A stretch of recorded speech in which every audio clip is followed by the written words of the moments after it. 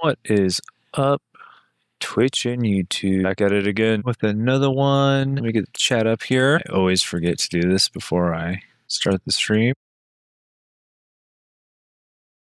Okay, thank you.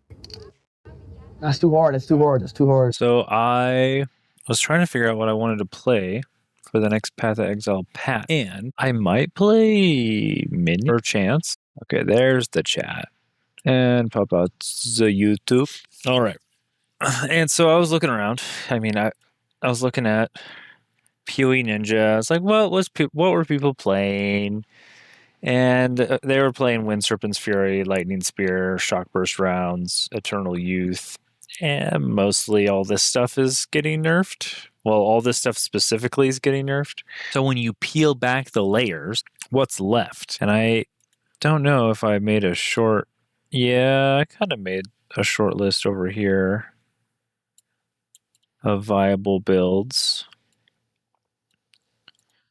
I think Whirling Slash is also gone though. So you don't have a lot left. Most of the ritualists that weren't playing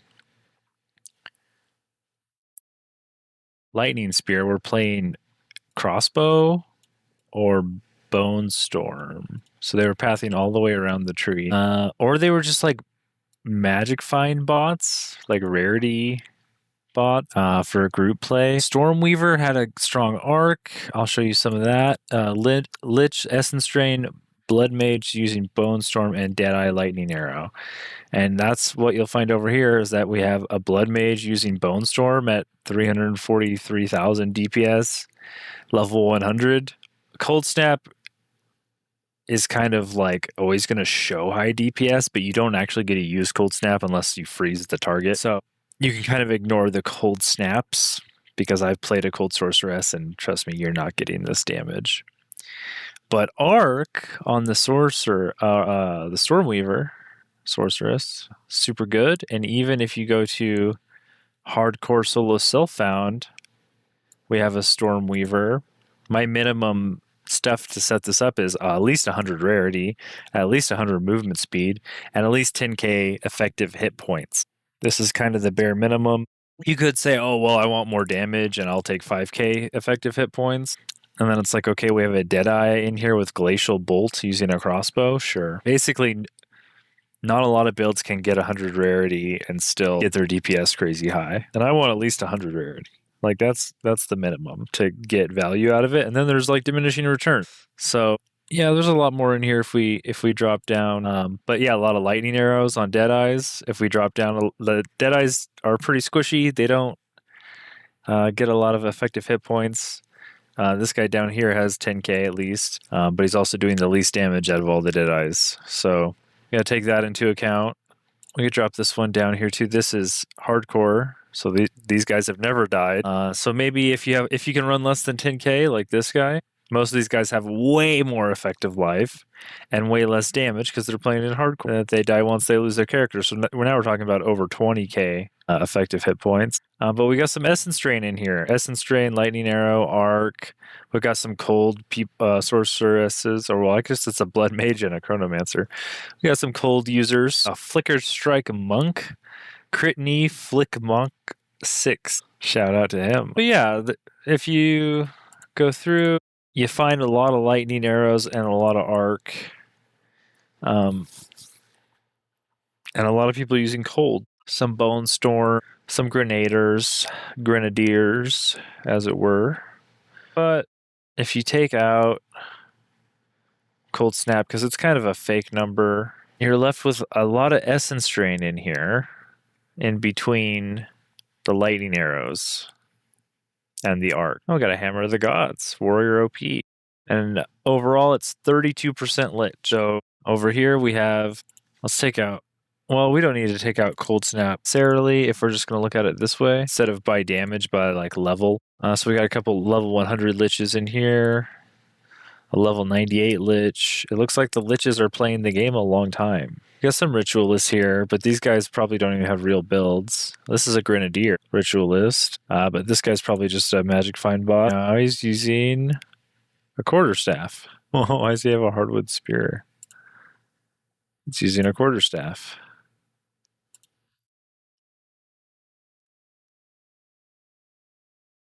We actually have a tactician in here. This guy's surely a magic find bot. Oh no, he's using the deepest tower, which is gone out of the game. He's using totems with siege cascade. Interesting. He got to level 96. But there's quite a few ritualists, or liches, I mean. A lot of Deadeye here. A lot of Deadeye and solo self-found. They're doing really well there, apparently. But they don't really last in hardcore. Probably because they play evasion and get one shot. And solo self-found, they're doing really good. So I kind of want to just play the Deadeye like everyone else, but I know that when it comes to trading, there's going to be a little bit of inflation there. I assume these liches, while it looks like there's a lot of them, if you take off these, they go down to only 13% played last patch. If you take off all the filters. So get those filters back. But I think it's pretty good to start Lich. And if you look at these guys like Captain Demo here, he's running around with 368 spirit, a good amount of life and energy shield. They're not taking chaos inoculation, which is annoying to me because I would rather not have to get chaos res. But I think that's because you get extra life here. 3% increased max life on the tree out of the ascendancy. And this guy's running Blasphemy with Temp Cage and Hypothermia. Solar Orb. Cold Spells, Skeleton Warriors, and Frost Mages. So it seems pretty standard. He's probably got a lot of them. Like a huge amount of skeletons, because Blasphemy is only going to take up so much of that spirit. We've got 368 spirit, so he's going to have a whole minion horde and a Blasphemy curse aura going, and he's got spells to cast. That just seems really, really cool to me. And this guy, so also in the patch notes, if I find Blasphemy, nope, curses, grants your curses infinite duration. Your curses have infinite duration if you take that. You have a 30% more damage node, but it takes 5% of your energy shield per spell. And this node got buffed from 25% more to 40% more if you're actually going to try to generate power charges. But also curses are less effective on high rarity enemies. So your bosses 50% less. But Temporal Chains slows twice as much. Oh, doesn't that counteract it working half as much on bosses? I think so. And it's going to work twice as much on normal minions. So that's really strong. Wither, Dark Effigy now has a larger radius with quality. I don't know a ton of the skills here. Let's look at a straight Essence Drain guy. This guy's level 97. Pinkerton Essence Drain. What a name. He doesn't have any good unique gems. I don't like to see that. I guess he was playing in hardcore, so he never did anything super dangerous. Essence Drain. Fire projectile that applies damage over time. And then the Dark Effigy is a totem. So this, I mean, I could just play Mercenary and use totems.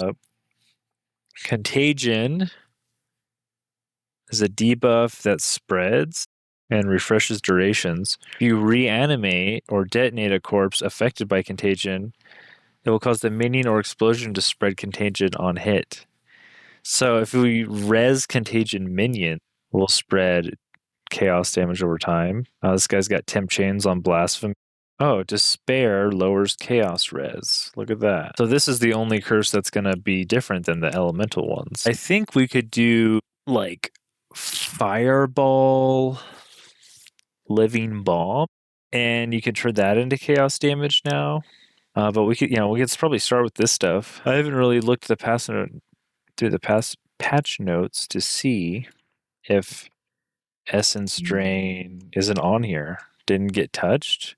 Well, actually, it said if it's not in the patch notes, it's getting a flat like 20% buff. So not being in the patch notes is probably fine.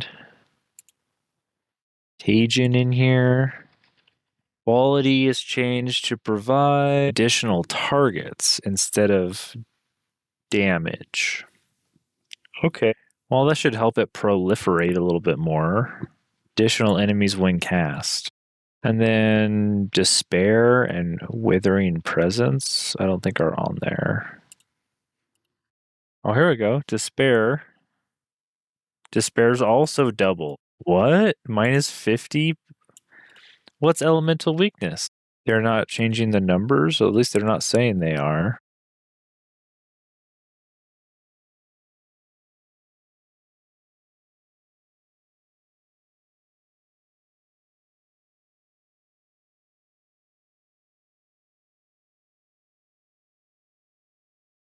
There's somebody has an elemental weakness. Curse hypothermia. Oh, it's not going to tell me there. Here's all the monsters for Raise Spectre, because you can raise the enemy monsters. And they got some interesting ones in here. And they have the associated spirit cost. I also found this spreadsheet. Oh man, they need a dark mode on this. That has all of the specters on it that they've tested, and they highlight the good ones in green, like they like the Cool Crab. Breezes, good single target. This is Untainted Paradise, so this is on a late game map to find the one they used. They also, I wonder if the Gelad Zalot Eye of Winter gets updated when our Eye of Winter gets updated, because this mob shoots Eye of Winter. Also, they said they're lowering the cost of some of the bigger ones and raising the cost of some of the littler ones. So, like, 40's pretty low, 30's pretty low. So, I'm going to find one right in the middle, that for whatever you want. I saw somebody using this Terracotta Soldier. Oh, it only costs 10. That's why. That's why he was using that. I could probably bind a Spectre from the Abyss League. Like, there's going to be new mobs in the Abyss League things, and I could probably find one of those guys and bind him. From what it sounds like, you want your Spectre to be like a clearing guy. So you want like a big AoE attack on him. These guys they also have little YouTube videos here. Shout out to these guys where they're going over and showing the Spectres in action. And so the minion screen, it shows the spell. You have Eye of Winter doing 3,000 DPS. That's not great. He's got a whole army of them.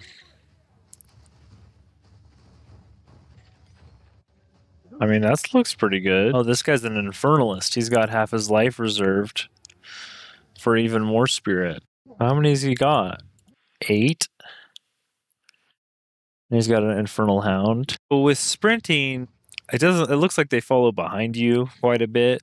So you're probably, you're still going to get hit if you run out in front of them. Anyways, not quite sure. This is cool though. They have like the monster family, archetype, and damage type, so you can kind of see what kind of damage is in the game, which is crazy. There's a lot of lightning.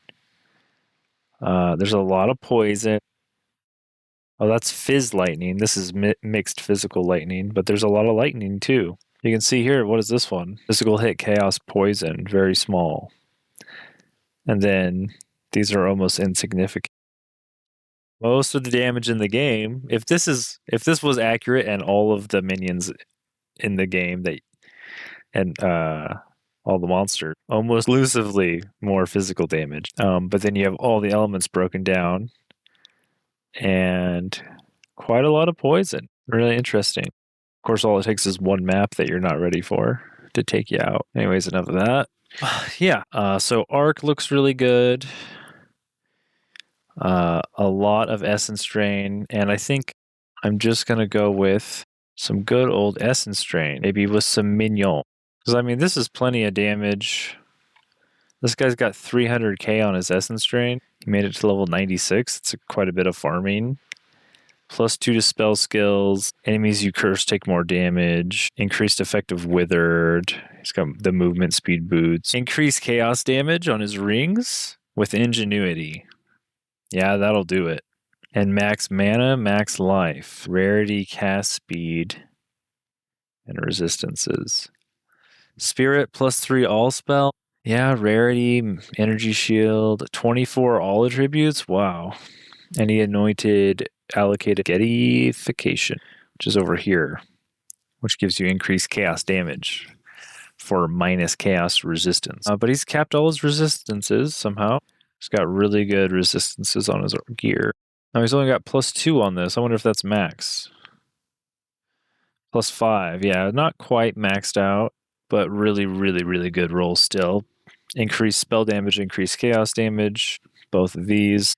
So I guess this is going to be a little bit different at the end of the game. If you want to go full chaos, it is legitimately different than full minion. It's like, but these level 100 guys, yeah, they've got nothing to chaos damage. They've got plus minion. So mixing them together might be fine for the campaign, but eventually you got to pick. Yeah, like your spells are going to be so much worse than a normal character because, well, what's he have on swap? +4 minion. He's got an unsocketed one. Interesting. Is this like a DP? Oh, this is like healing. So this gives allies in your presence regen, and the other one has more damage. Oh, and this one doesn't have spirit on it either. So I guess some of his minions are dying when he swaps. If your swap has a different amount of spirit, then some of your minions will die off. But I think you can set it on your swap. He's got the clearing ability, Sure the soul. I'm surprised he doesn't go this line over here is specifically for minions and nobody really takes it, which is kind of weird to me. Romantic conduit. While you are not on low mana, you and allies in your presence have Unholy Might. And Unholy Might gain damage as extra chaos. 30% of all damage as extra chaos. That sounds crazy. Strong. You just don't go low on mana.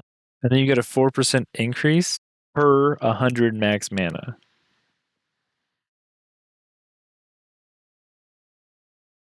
Like, what's this guy running around with? 1,000 mana? What, 11.7 times 4? A 48% increase?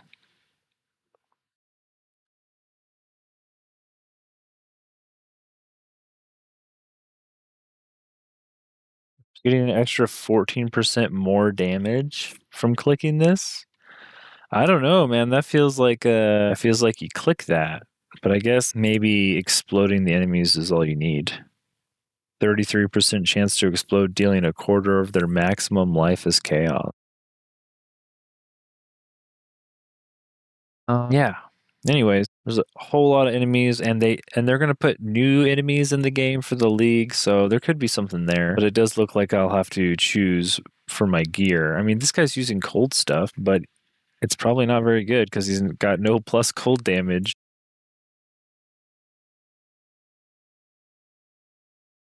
What about Baron von Rahuafet? He doesn't even have weapons on swap.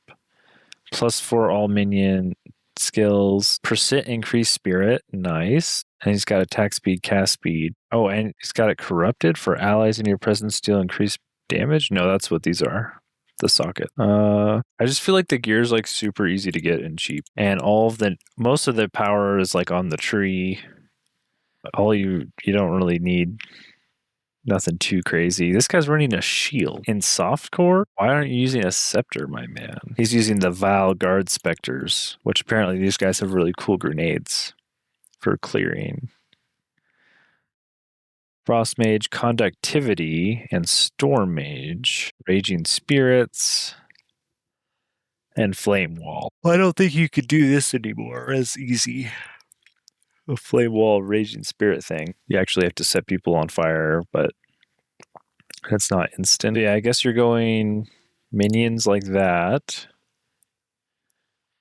Or this guy's just going chaos damage. And he's got curses on swap with your typical chiming staff. The thing is, with the quick weapon swap, I could have chaos on swap, but if you lose that spirit, then your minions die, right? So I don't know how much swapping is possible here. Guy got both the flasks though. I mean, they're doing the content. This guy's got the gamble rings on. He's running around with 223% rarity. It's pretty good. And you just go up and get the minion nodes on the tree. And every one of his gym slots is just minions. He doesn't even have a spell he's casting himself. I guess conductivity? Just swapping over and cursing. Chaos damage.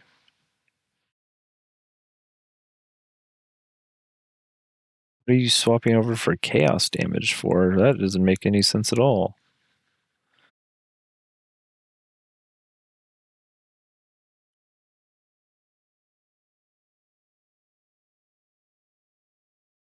Huh, hard to say. But you can scale the damage up quite a bit. It's not quite as high as Lightning Arrow. These guys are at 500,000 on the tooltip. Is that a third of a million? Should be enough.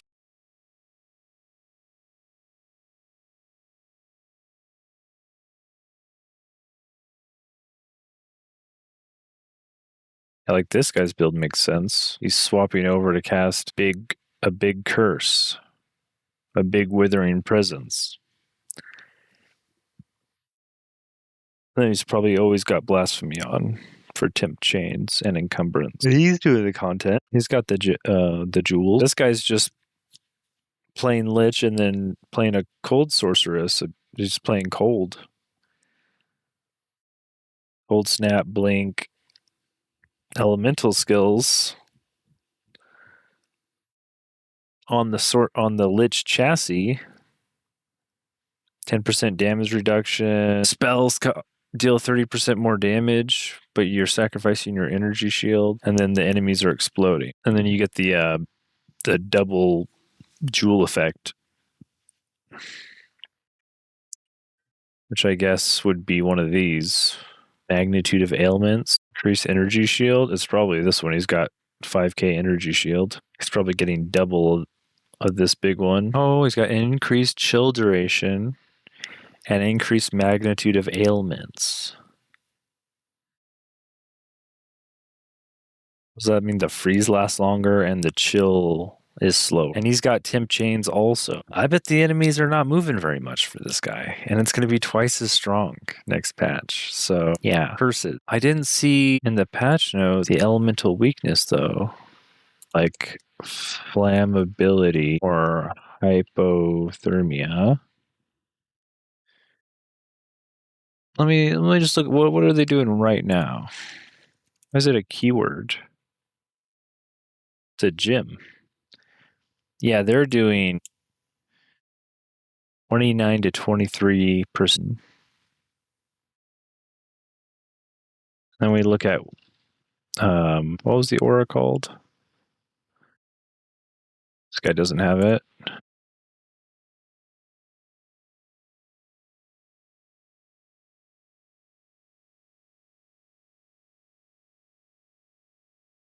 This guy doesn't have it either. Despair.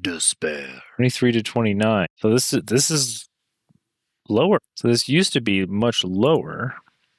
And they're doubling the power of this curse. Yeah. I don't know. I feel like this making the corpses explode is going to be really good. We can play a fire lich, but turn all of our fire into chaos. And then we can reduce, instead of using the elemental weakness curse, which might be lower. I mean, they didn't say, but they did say they're doubling the effect of this curse for chaos damage. We could play like fireball, living bomb, like fire turned into chaos, and then reduce their chaos resistance. I like the sounds of that. Now, all of these other streamers are big on the bloodmage. They're huge on the bloodmage because it scales really well, they say. Bleeding, spell damage leached as life. Oh, what was I? Well, what was I looking at earlier? I forget. I was wondering if I could get spell damage leached as life. But they get a bunch of base crit. People don't really go this side. And you can ignore armor with your crits.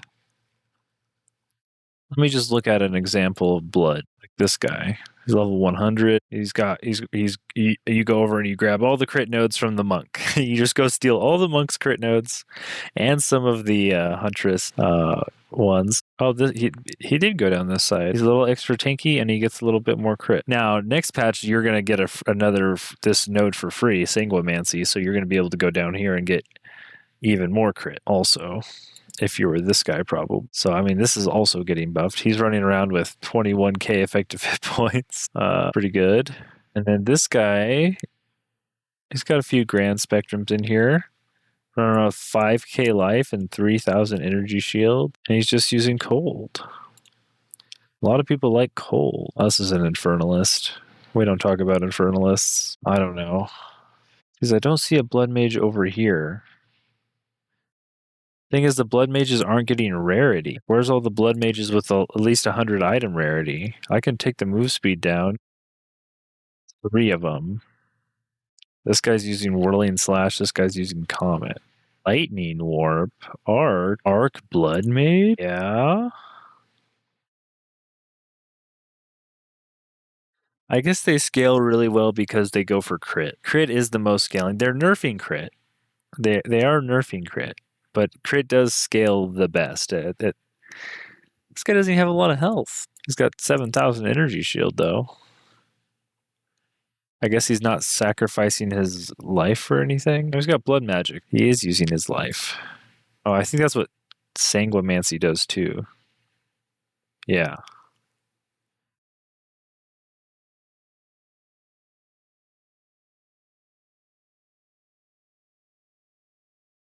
Yeah, so it looks like some of these guys are quarterstaff users too. Oh no, this is just... What the heck?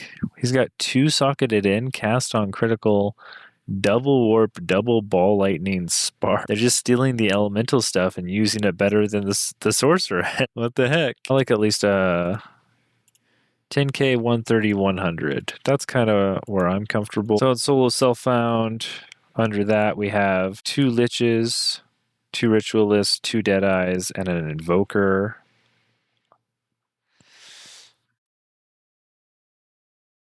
And one of the deadeyes has the most DPS. But all their movement speeds, I guess this isn't taking into account the deadeye's tailwind. This is like probably base movement speed. But these guys have like double or triple his effective health pool. And this guy's probably hybrid.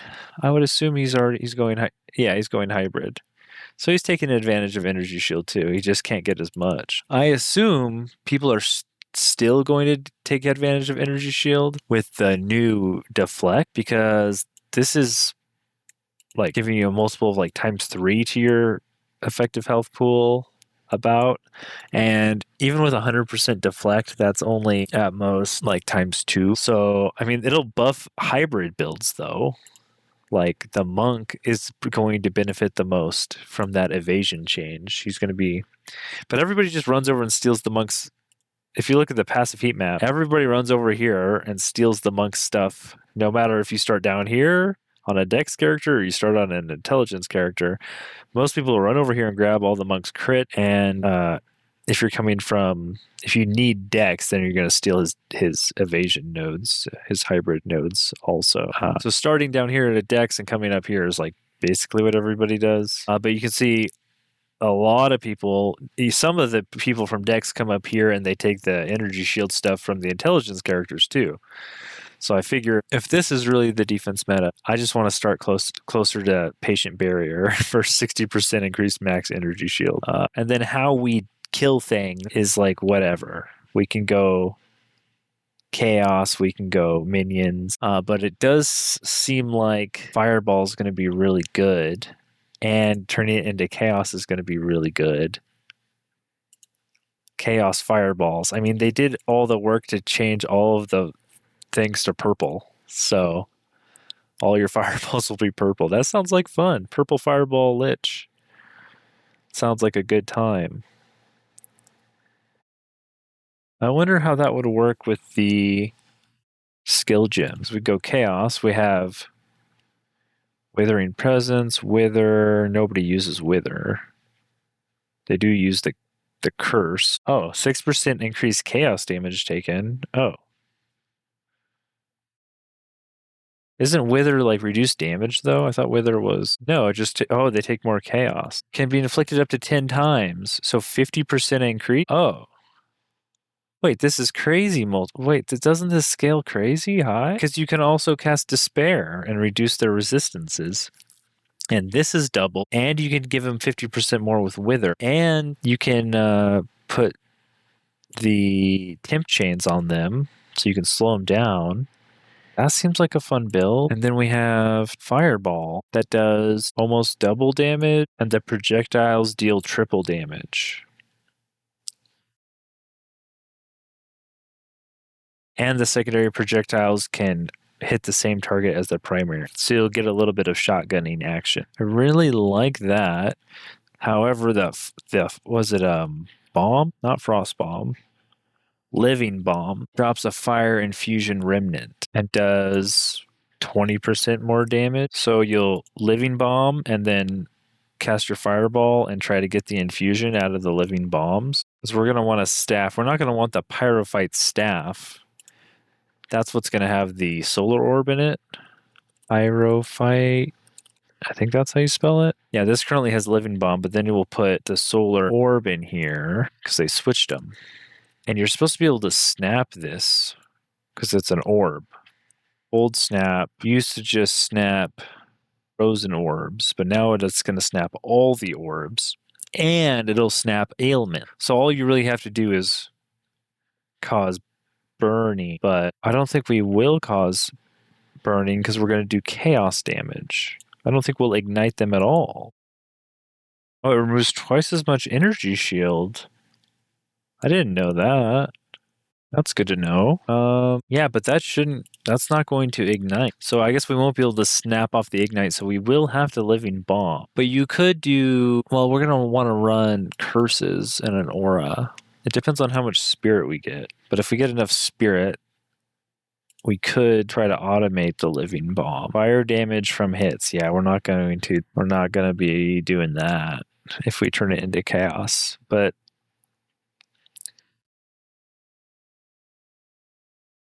we do have a lot of chaos scaling vectors in the curses. So who cares about ignite?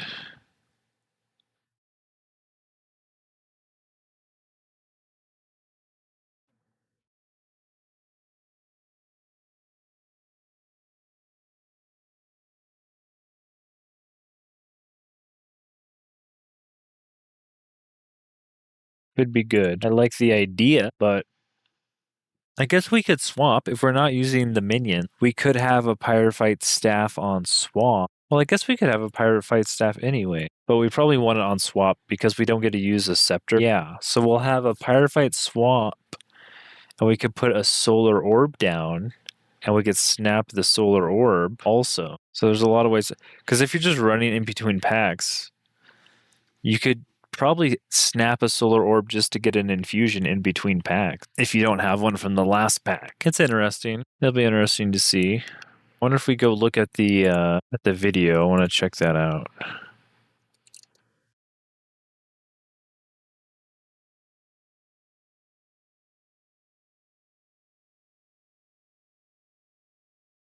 Is this it? Leagues. To be honest, we were a little afraid of these when we first balanced them. We've both decreased the spirit cost for a large range of monsters and have significantly increased spectre damage too. They should feel a lot. Yes, I mean, this is looking pretty good. If you look at, I don't know what spectre he has here. It's an undead lightning something. There's also a lot of new spellcaster weapons with newer cult skills. Arf is actually a wicked sword and rake enemies with the scythe to cull them instantly. Healing. I don't really care about the Reeve. Oh, critical weakness though. I wonder what takes precedent. Like if you convert all of your damage, your fire damage to chaos, but you also have Fire Archon that like converts all your elemental damage to fire, You have both of those nodes clicked. Which one is going to work? We have ones for cold and fire too, with different triggers. Here's another cool one. Elemental Practitioner gives with different to area your support gem to be used with the. It allows another ascendancy class color. You have crystalline most gems. Here's an also making crits generate more energy. These are the notables. What about the? Now another major change is attribute requirements. We'll have more points to spend on, or way more for now. We're not even half done. What about the So keystones? The new version. Now we stand. These are just the notable. Well, recently, it like the Great Boar. It gives you skill. Ice Nova will leave it. We also wanted to make switching between different weapons, which adds both fire and storm is unique, in that it can be infused by multiple truly a orb of storms and solar orb to detonate those as well, which means you can create many infusions at once. On the passive tree, we've added quite a few new keystones to the source. Oh, here's the keystones. Ignite inflicted with fire spells deals chaos damage. Oh, it does. Maybe? Fire spell. I guess one of these will. Yeah, some of these ignite as part of the spell, like Flame Wall. So we could still ignite with Flame Wall, but probably not something that is hitting to ignite.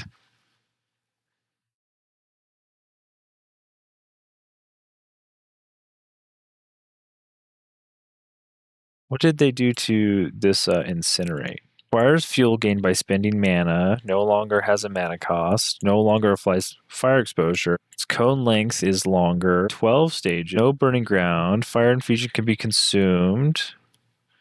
Beam now has 50% less duration, 30% more damage per stage. So it now ignites as though dealing fire damage. So this will give me an ignite, even if I turn it into chaos. And this also, well, the ignites doubled. Very interesting. I wonder if I could scale these ignite skills, even though I'm doing chaos damage. 8% damage is extra fire. What did that say? Let's convert 100. So if I get extra, it's not going to convert. Oh, it says right here, chaos damage from fire spells contributes to ignite chance and magnitude. So they will. So it's wow. Wait, that's crazy strong. What? That means I'm going to be able to reduce their resistances by a ton, make them take % more damage with Wither and Despair. And I get all the benefits of using a fire spell, so they're all going to ignite, but I don't have to go through their fire resistance. That's pretty cool. And if we look, converts your fire spells to chaos and causes your ignites to deal chaos damage. Your fire we get purple fire. We get special. Only we get the purple. Special animations here. He just has. This is just a test character. He's got ice on here and stuff too. Your fire spells that ignite the ritual cadence keystone. I like that. There's not much gameplay for this one. Your fire spells. But I feel like if you build around it, we're going to be able to buy gear that's essentially the same as like this guy, plus chaos, plus the level of all chaos spell skills. Okay, now, oh, wait. What tags do these curses have?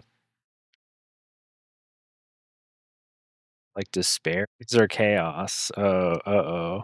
So we do have a little bit of a, I guess we have our weapon swap because we're going to need our chaos curses to be cast despair and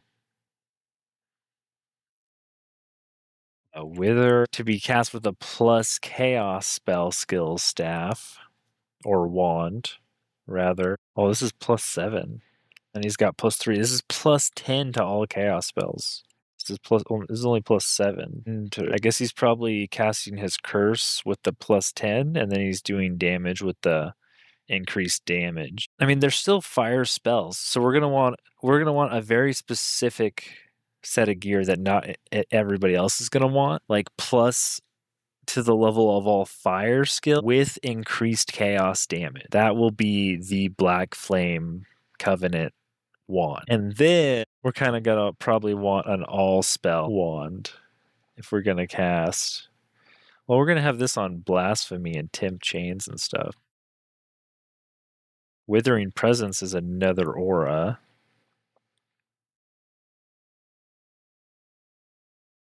Yeah. I guess we don't really have a swap, do we? What would we be swapping for? Since these are auras. It's kind of annoying that it's an aura, honestly, because we're not going to get, if we have plus to our fire skills, like it'd be even cooler if this said fire spells count as chaos skills also. That would be even cool.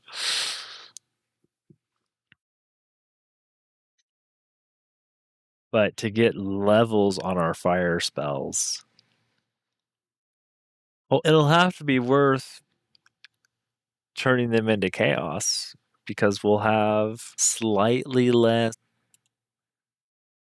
on our auras, but like Temp Chain is just a curse. It's not a chaos spell either. So Temp Chains can only be affected by plus to all skills. I don't think there's no plus to curses weapons. It's just you just use all spell skills.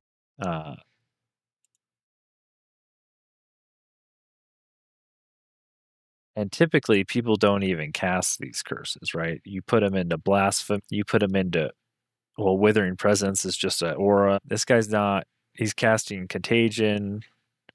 I guess he's casting Despair. So we would want a swap for Despair, like a Chaos Curse swap. So on the tree, we'll go to like what this guy has. He has all these peach colored ones are all the second swap for curses, which he's got plus 10 to. That's crazy. Yeah, I guess we'll get one of these. He's also got a Sigil of Power on here, level 19 plus 3.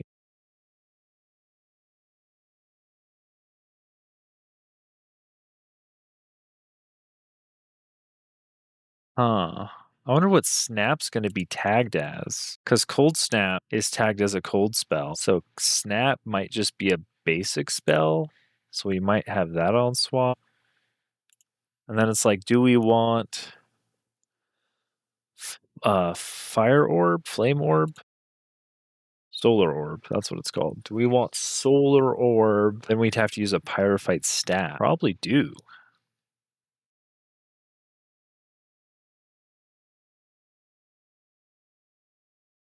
But staffs are just kind of bad. I mean, why can't we get that on a wand? Because I'm probably not going to use Power Siphon. Like, I don't think this guy's using Power Siphon. He has no support gems in it. Oh, this is how you generate power charges, though. I don't think any of these use power charges, and he doesn't have consume a power charge to deal more damage either. I'd probably be greedy, and I'd just take Rupture the Soul so you have better clear, Eldritch Empowerment, spend your energy shield for more damage. You can take Crystalline Phylactery, and you can take Price of Power, consume power charges to deal more damage. Because this is minions. And this is like 10% damage reduction, but it gives you percent max life, and I want to take Chaos Inoculation. We're up here, and we're not clicking Chaos Inoculation. Why? You're able to drop all of this Chaos resistance off all your gear. 1, 2 pieces, 3, 4. Oh no, 3. I guess he's only got 3 pieces. His ring's double. 48, and then yeah, he's got way more than enough with only 3 affixes and the Ingenuity belt to cap it. Like big of an opportunity cost. He also has 154 strength. But why?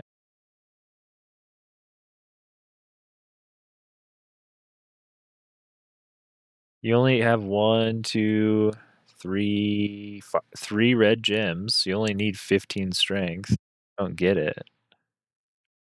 Missing. Maybe he has, because he has this extra increased max life, he wants just flat strength. Yeah, I don't know. I think I'm not going to click. Everybody picks this subclass to click these nodes. Oh, this regenerates mana. I mean, that's cool. Yeah, I don't know. I think I'm clicking Chaos Inoculation. I don't know why none of these liches do it. Probably because they're getting max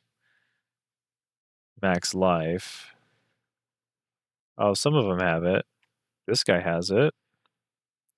And he's not clicking those nodes. He's playing minion. No, he's playing chaos damage, essence drain. He just wants unholy might. Interesting.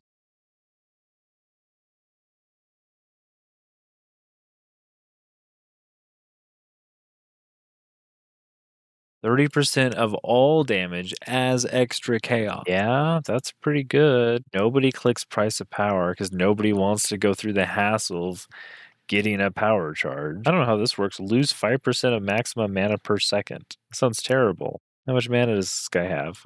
1,500? He's got a 14k energy shield though. Yeah. He's got no swap. Blasphemy with Temp Chain, Spare, Casting, Dark Effigy. Yeah, this seems like what everybody's doing.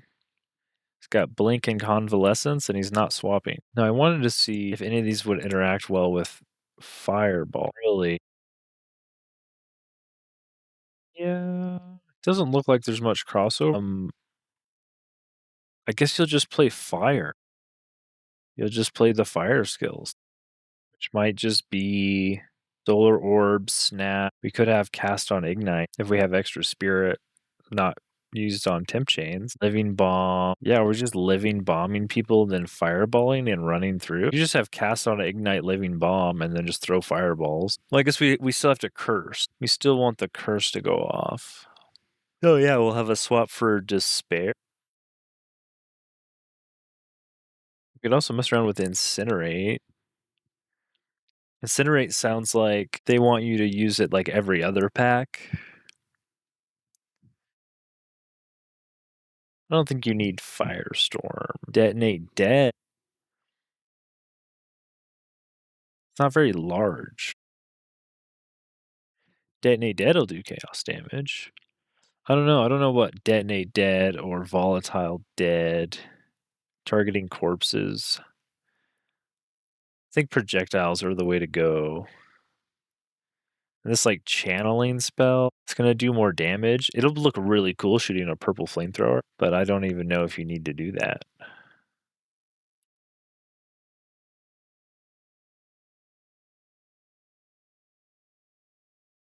How much spirit does this guy have?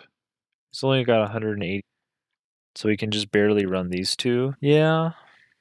I guess we're not casting on anything. We just cast Contagion. Because this spreads. Well, you cast Despair, you curse them, you start your dot, and then instead of Essence Drain or Dark Effigy, we don't really need to put down a totem. We could put a Living Bomb in them, and then we just throw fireballs and pick up those fire infusions. That's still like quite a bit of setup. It's probably not the fastest thing in the world. But we are super duper safe, which is why like going down this right side and getting even safer doesn't make sense to me. I'd rather get a few, even if it's only 3 more suffixes. Like you could get a mana regen or more rarity on the ring, and you could get rarity on your boots. Like this, that's why Chaos Inoculation is so good. Because if you go to modifiers here and you go to like, I don't know, your int boots, instead of Chaos Red, you get rarity. Or you go to your ring, instead of Chaos Red, you get cast speed or mana regeneration rate. I didn't realize on the first patch was how important max mana was. Getting a huge max mana roll is so big. But yeah, I think that's about enough prep. I might change my mind tomorrow even, but this looks pretty good. I like what I'm seeing. I don't know. We'll have to actually see tomorrow. I'll probably look over before we even start playing tomorrow. And I'm going to look at the tree, and I'm going to look at everything that we actually have the final info on. And then I'll make my decision tomorrow. There's still a lot of unknowns. But there's a lot of cool unknowns. Like the totem artillery tactician or the summoner or whatever. I'm leaning towards those. I'm probably not going to go I'll save that for later because I played Monk in Diablo 3 a lot. I remember when I played that game. So I'm going to take 5, and then I'm going to switch the category over to Age of Wonders 4. There we go. That should be done.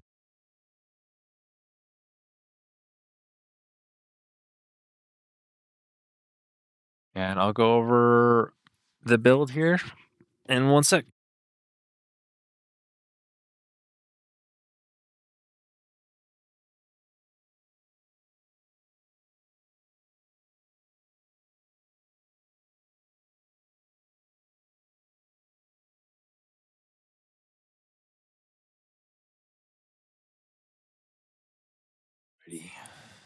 Yeah, the only problem I'm thinking is having too much setup. I always all my Path of Exile builds always have too much setup in them. They're like crazy combo engines, but that's not how you really play the game.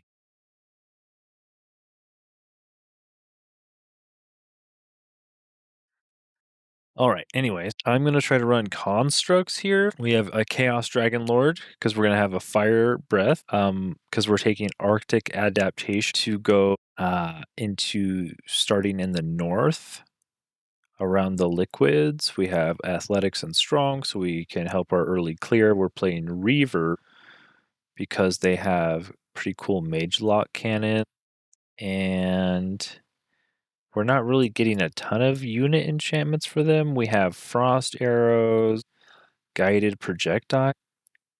Also in this tome is Mental Mark, which applies Mark, which is really good for our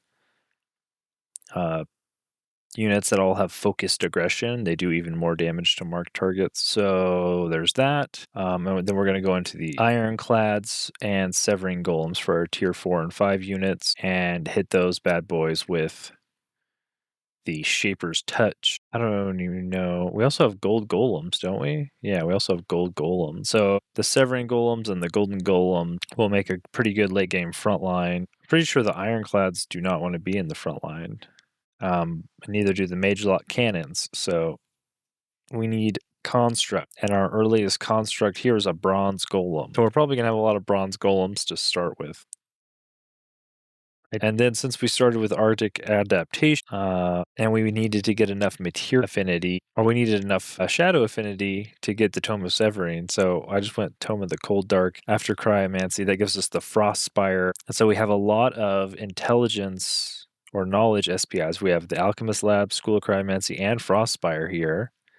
And then we have late game gold generation and we have production. So to meet our affinities, I went with these are like off meta Keepers of Knowledge, which we start with All Seeing, which is going to give us more knowledge when we give a free city our Whispering Stone, and we get plus 10 knowledge for each empire you have open borders with. So we're going to try to be friends with everyone.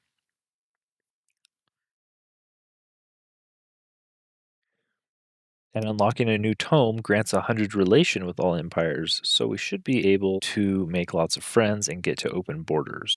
Great Builders makes our special province improvements cost half as much. So I don't know about the quarries. I don't know how many quarries I'll be able to get. Hopefully a lot. 2 gold per quarry. I don't know if starting in the north is good for that. But the Tome of the Cold Dark does have the Marching Winter spell here, which basically turns everything into ice or snow. So, and then you have the Frostling transformation, so you can walk over it, which I don't even know if we really need because we already have Arctic Adaptation, which lets us move quicker. But there's enough synergy here for me to call it a build. We're going to have linked mines, so if we're standing next to a construct or another unit with linked mines, then we have hyper awareness, which makes us immune to being flanked, immunity to frozen, +2 resistance. Our late game debuff is Gilding Blast. Early game buffs, we have Cascading Command, Reposition, or Defend.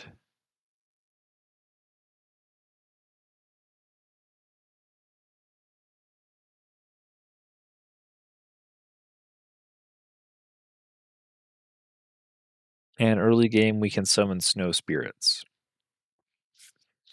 So we're not super scaling the snow spirits, but we do have frost blades, frost arrows. We can get guided projectiles. We can get, and then we're basically most of support units. I guess our overseers will get tuning kits maybe. Disrupting blades would work on skirmisher. And our dragoon and our golem. I guess our mage lock cannon's kind of SOL. So I mean, it seems like your unit enchantments are not the best for constructs. It's not very much stuff applies to them. However, we do have a really great knowledge SPI thing going on. So let me just double check. Great builders, keepers of knowledge, reaver, goblin. Oh, I almost forgot. We need Arctic adaptation. What is their origin culture? What defines their society? What is your ruler's origin? Reveal yourself. Looks good. Chaos Warclaw, Spellblade, Void Herald, Afox. Sure, we can be Afox of the Crooked Reavers in Perova. And Afox is a... Well, we're going to try and clear the map. So I guess we can be a Lawbringer.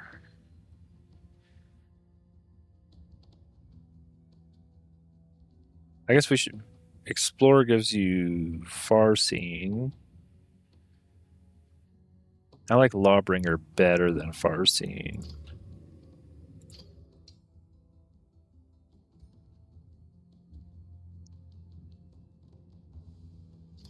Now, people might still try to go to war with us. And we'll have to quash them. My last game took like 12 hours. This is the mode that we play online in PvP. I say we, I mean the group that I watch that I'm in the Discord of.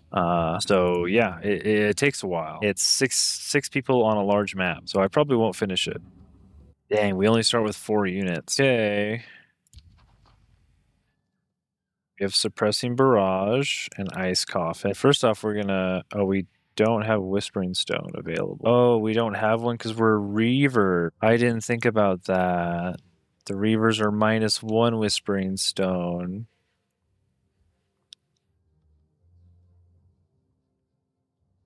So Keepers of Knowledge is useless. Dang.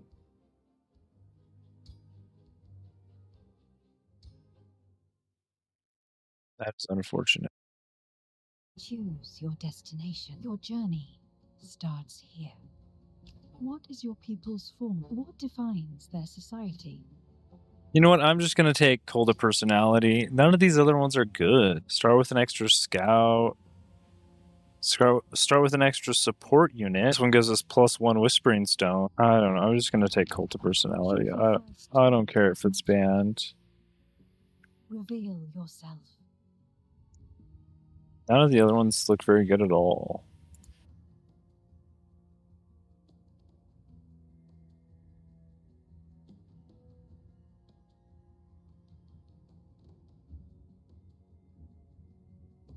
Your heroes get so strong with Cult of Personality, though. It's really not fair. Ready. Turn 1.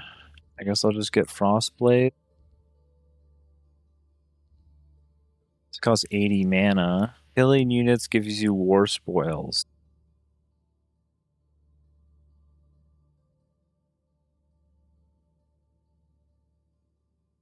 Huh. Let's look at the map.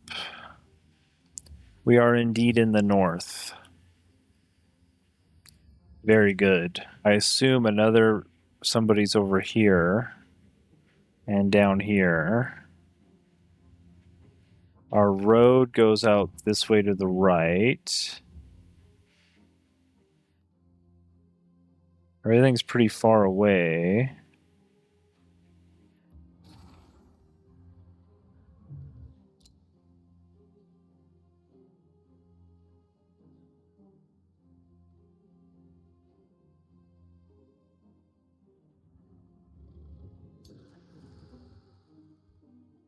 Pretty good fight there. Let's put...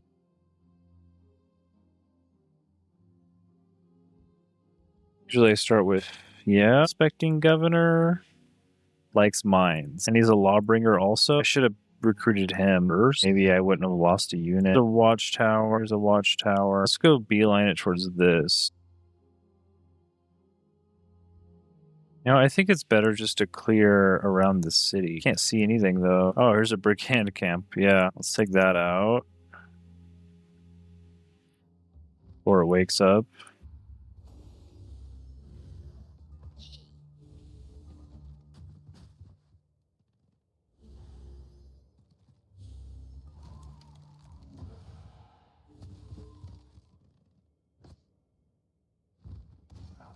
$41 damage already. That seems balanced. Yeah, that seems super balanced. Oh, I see. I can recruit this guy. Yeah, I did lose a guy. And I'm supposed to be clearing out these infestations, so I guess I'll go for the granary. I still don't have a population. I think I'm going to take fire because we're up here in the north. Or my breath already does fire. I could make my breath bigger. I should probably take the evocation first so I have another ability though.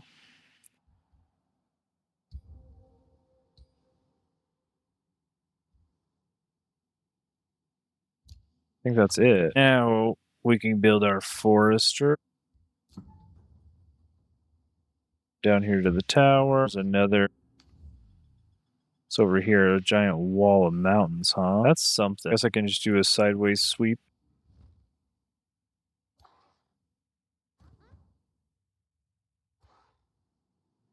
Oh, there's some Archon blood. Very nice. Gonna want to grab that. I haven't found the third one. We need a astral dew somewhere. I could send my leader up here.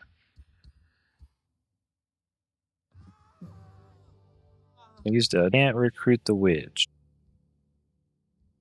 Oh, I should probably equip my hero, huh? Orb lightning damage. Yeah, I probably should have that on. To see how. And you can just pocket heal my dragon.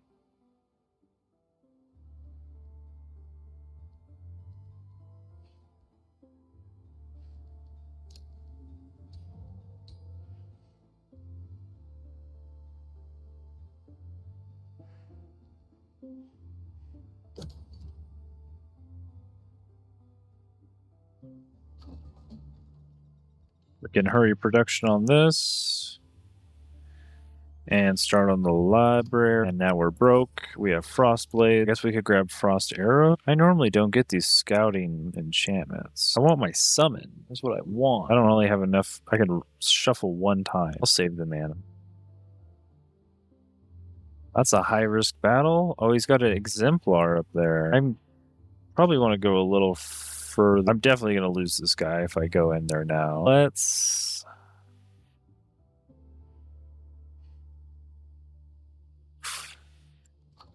Wish I had a summon. It should be fine if we lose a guy. He's got 8 armor, and these guys are healers. What if we lose? Oh, we do lose. Interesting. Yeah, that stack's too hard. I should have just went and built a city. How far can you fly? Really far. Okay, can we heal you? And then I don't really want to move.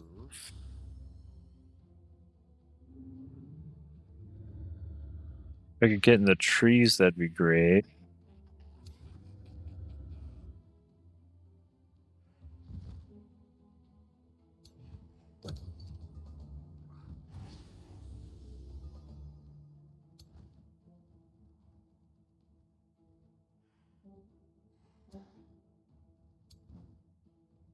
I guess I could fly over here and breed.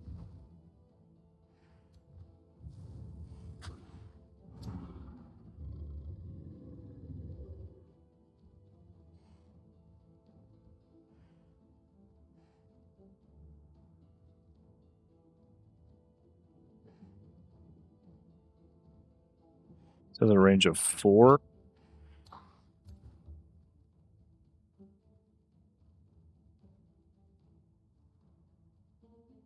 Could also try to immobilize him, but isn't that what this does? Mark, immobilize. Okay, got him.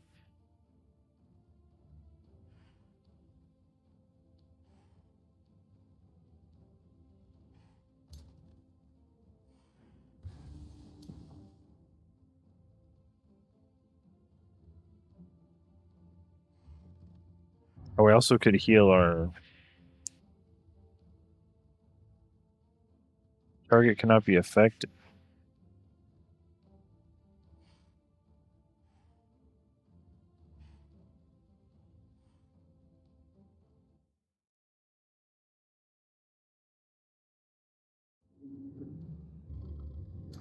I thought you were immobilized.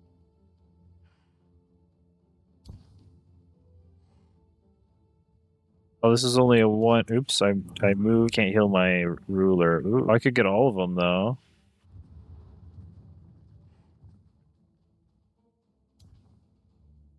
Oh, they can remove it.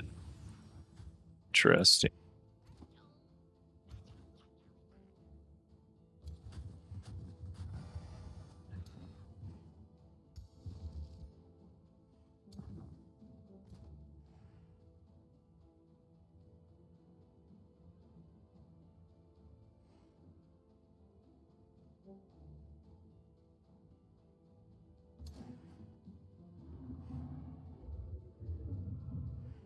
Oh, these guys are weak to frost.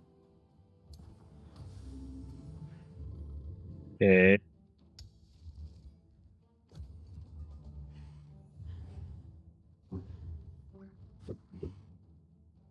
Yo, chill.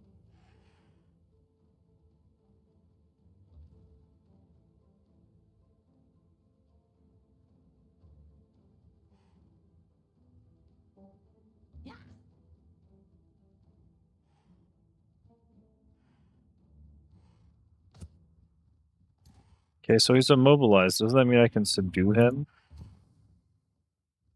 Cannot be affected. Why not? Full loss immunity? There's no way he has that.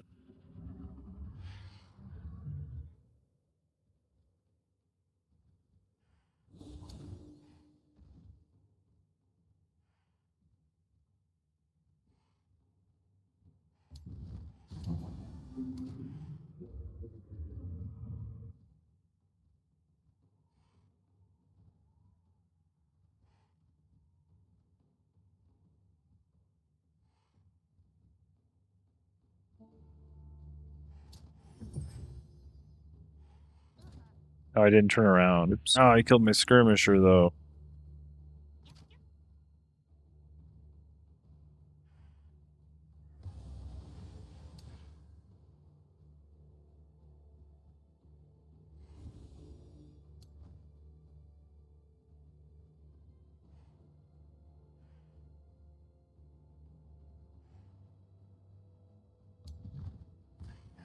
Uh-oh. So I gonna murk me? I think he's gonna murk me. Oh yeah, he murdered me.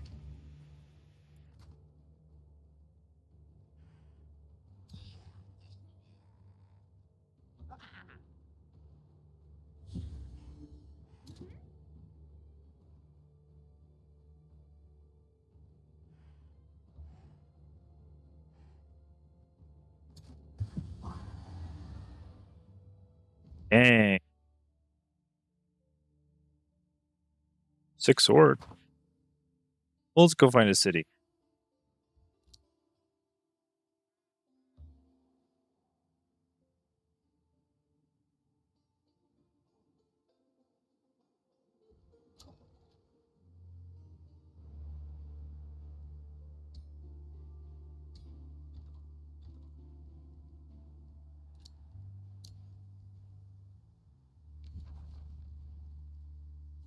Critical hit chance, defense, flanking.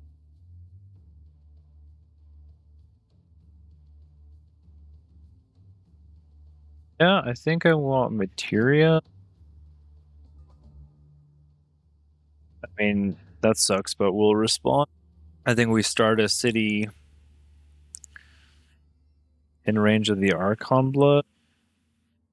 I don't know, there's nothing else over here.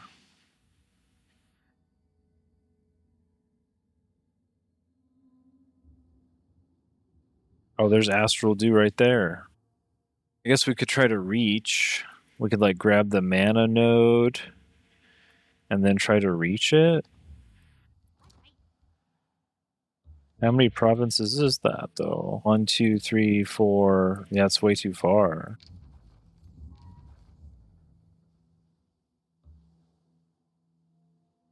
I think we go farms now.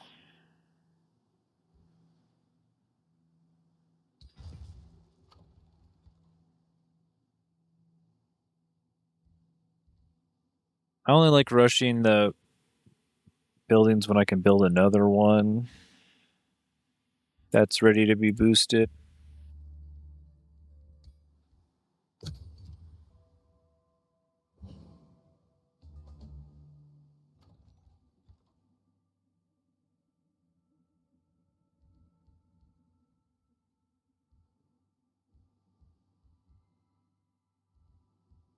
Dude, I'm gonna have to power fine. We're live. One more turn. Going though down here. It's already out of the snowy area.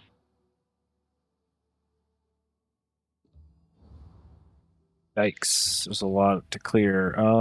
Gold stash, I guess. Here we go. Mana crystal, astral dew. Okay, yeah. This looks fine. We could just build on the road right here. Or maybe we want to be next to the forester. Oh, who's this? A free city we're at war with, huh? It's equal between here and here, like right here on the forest edge. Nice. Perfect spot. Can't really take another fight. Just run around.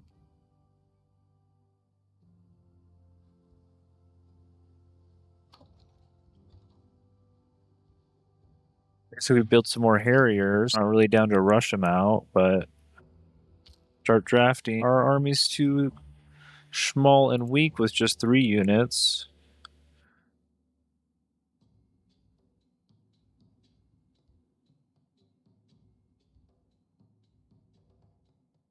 The prying eyes of Nissen. Oh, he has a spy.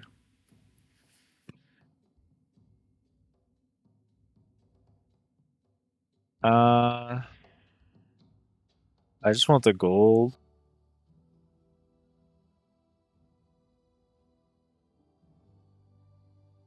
Guess I should stay in range to get healed. Oh, here we go. We got another farm we can build. Did I not get a farm? Thought I clicked build farm last time. We could get the stonemason. No, I have a farm right here too. Interesting.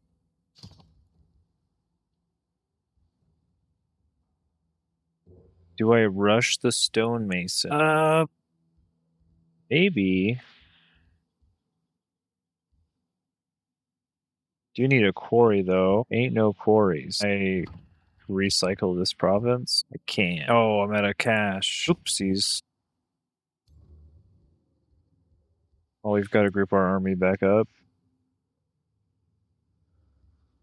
I guess we should take out the ritual circles.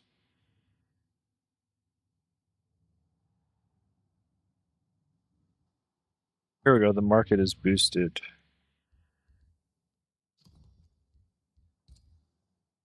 Already.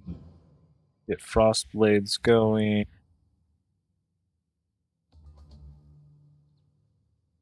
Just lose so many units. What is this? Another tier 4?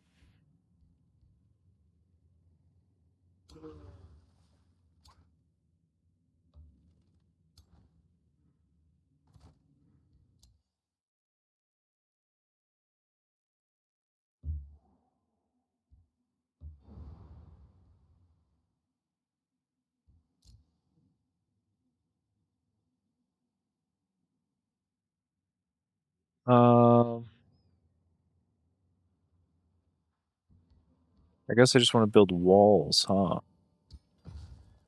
Oh, I can't even. I don't even have units for frost blades because they're all dead.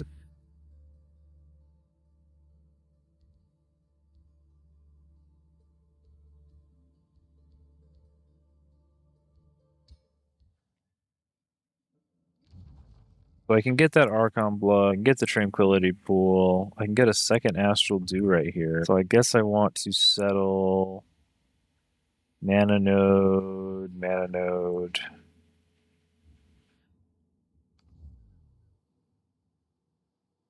Like in between these two. Or I could go further away. There's a lot of good stuff over here, though. My city is against the wall. I only have, like, this way or this way to go. I guess I'll go down here. We'll take, like, this one.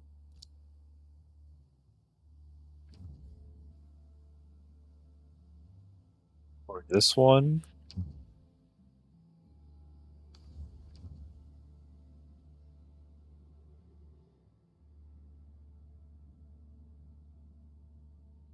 We'll take down this stack, surely. Next round.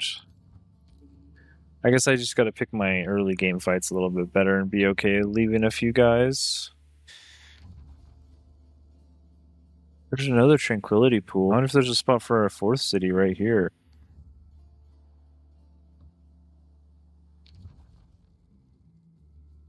Yes, technically.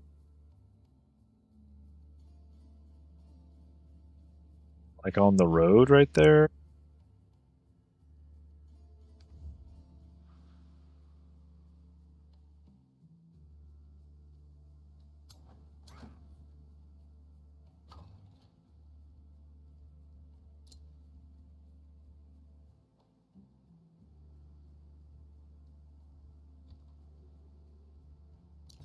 We can get this guy moving.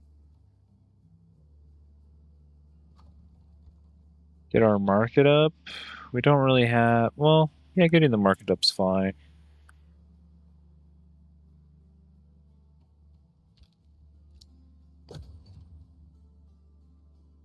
Then we'll have a quarry. We could do a forester there if we need to.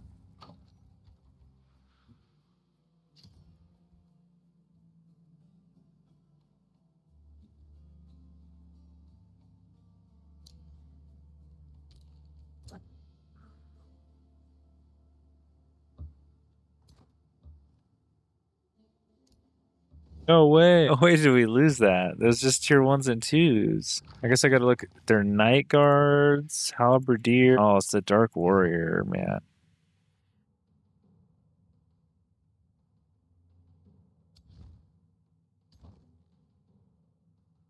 I want to pick off his side unit over here. I can fly right here.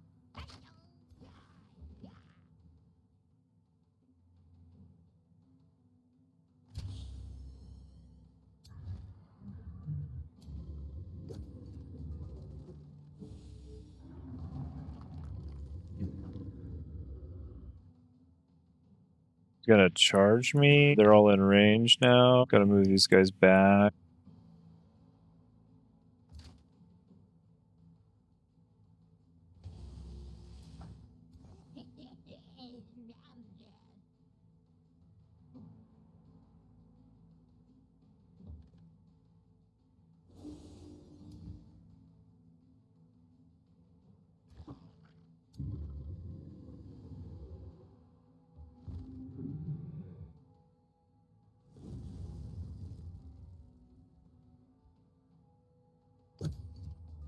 Oh, they got in...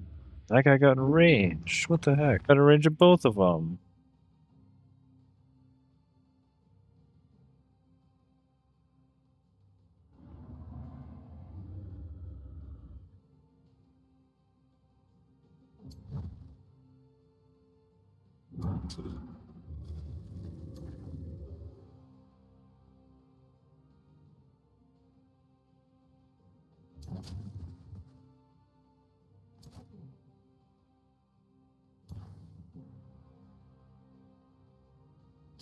You could just run over and hit me here. I can't really get away. Kind of have to heal yourself.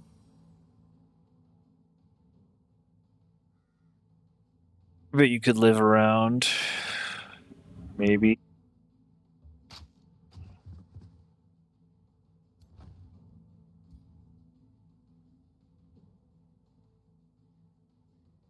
Oh, this removes the burning. I guess we try to freeze this guy. He's resisted it. Oh. Pole arms. Yikes, it's a travesty. It's an absolute travesty. And these Reapers are not clearing, even with the drag. I should have waited for my skirmisher. This is a wipe. I mean, I can't beat this guy. Dang. Granted, I've never played with the Reavers. I didn't realize how much trouble they would have. Dang. Oh, we could try again. The early levels are so important to figure out and get right. I really need to be more disciplined with what fights I'm gonna take.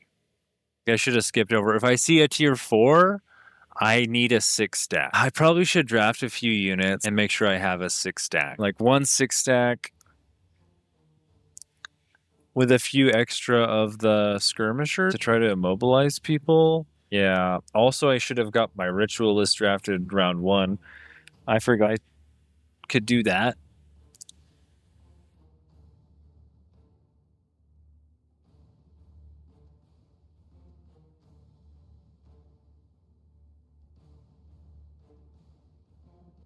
I'll be right back.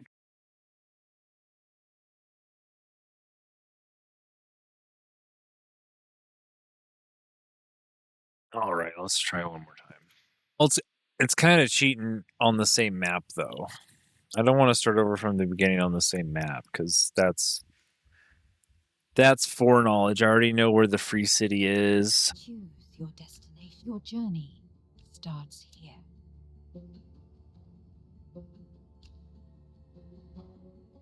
Who did I ascend? Emberwing? No. Was it him? I guess it was. This was my 12-hour chaos dragon.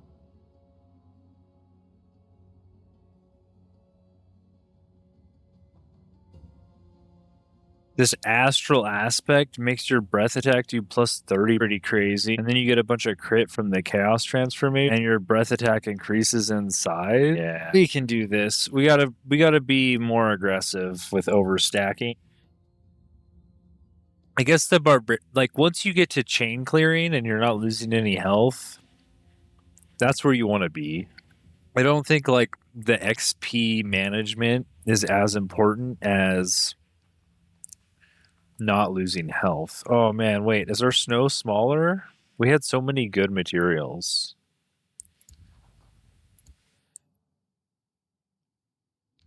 Feels like our snow is smaller. What the heck?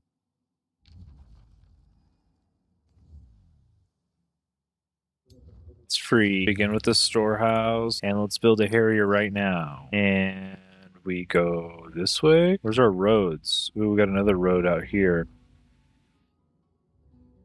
I want to go through the right road. Actually, oof. I'll go down this one a bit. Ah, there you are, right? Rat Pike. Here we get the now we get the summon. Yeah, let's just take the summon. I forgot about the hero again. Holy moly. Oh, we have level 3s. Oh, these are from the rat people. I think I want a defender, but he's a nautical governor. It's absolutely useless to me. Prospecting, conquer, win a siege battle. Foresters may recruit river trolls. Ooh, the river trolls have a net. These guys are tier 3 with a net.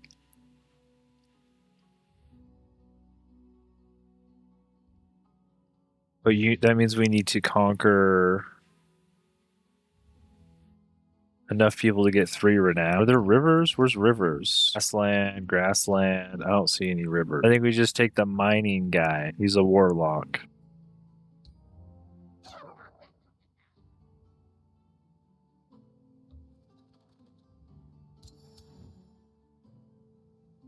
Oh shoot, there's a pickup. Production pickup. Oh, there's a tranquility pool.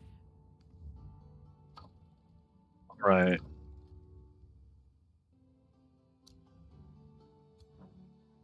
Do I just 6 stack and kill this guy? There's a tower. I want to go down to this tower more though. He can't quite make that.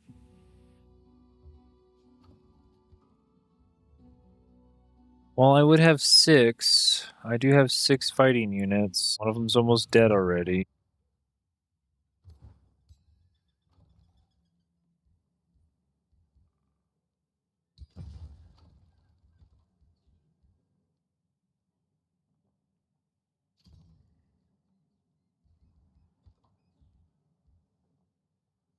Guess we can grab another one.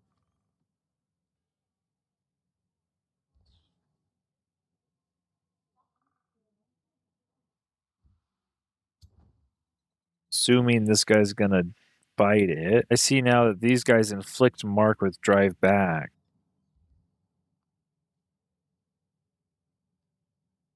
Oh, these guys inflict marks with their basic attack.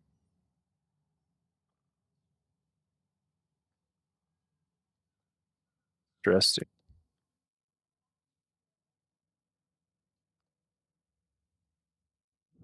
The observer's mark also.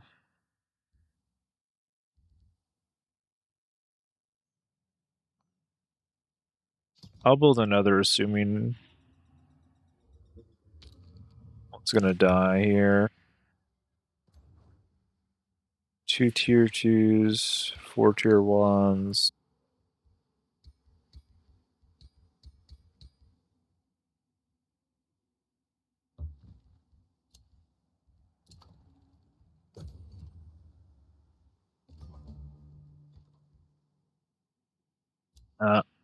Now I need a core.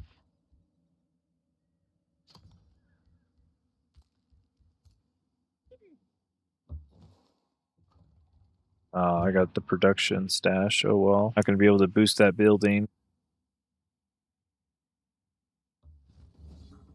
Oh, we didn't lose it. Thought we'd lose him there.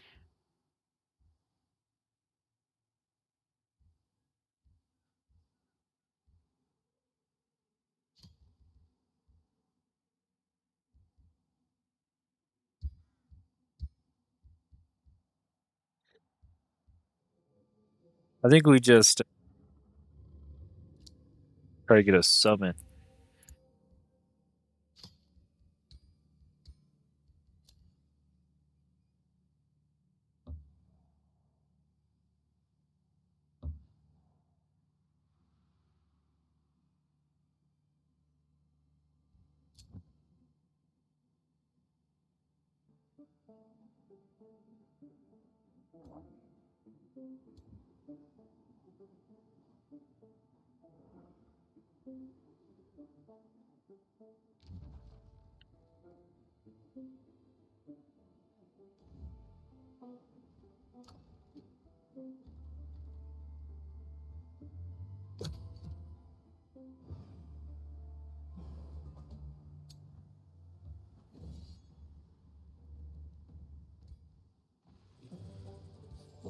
Okay, that's all the fights we can take. Sure, that's enough fights. We don't have anywhere to build. I guess we have another city down here we could run to.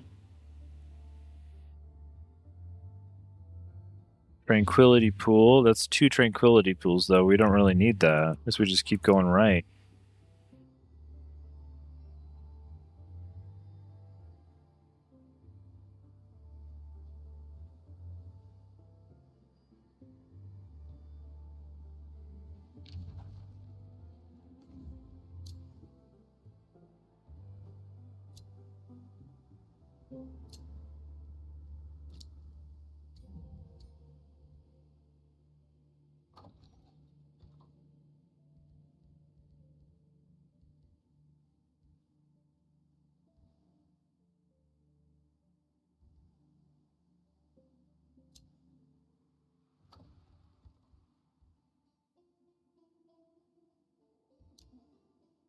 We could get another forester.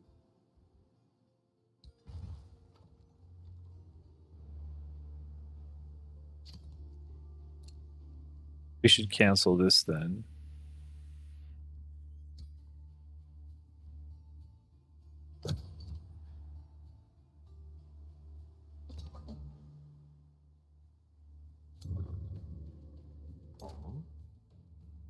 Oh, this is one of his army.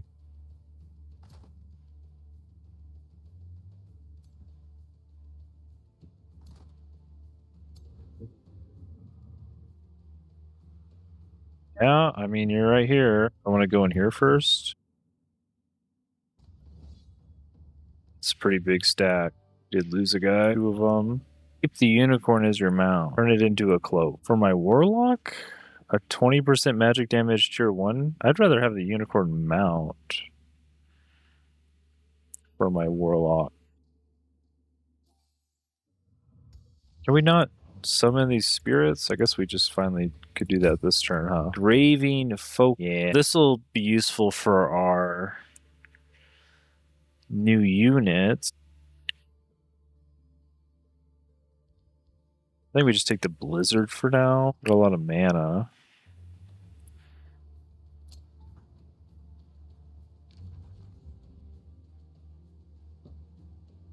There's Astral Dew. Do need that. So we gotta make a city here. And maybe over here, up this road.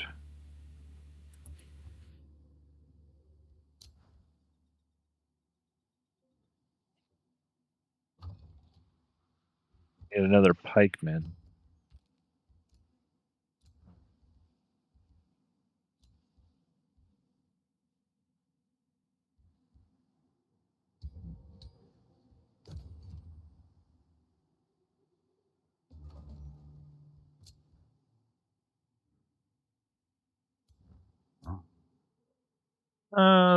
This one shouldn't be too hard.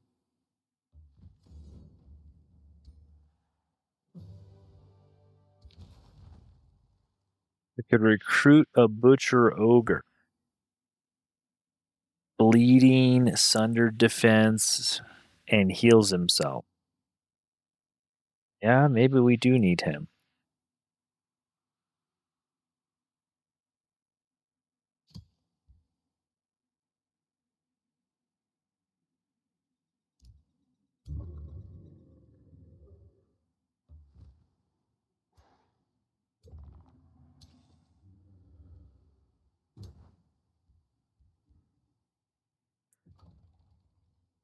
We can get another farm.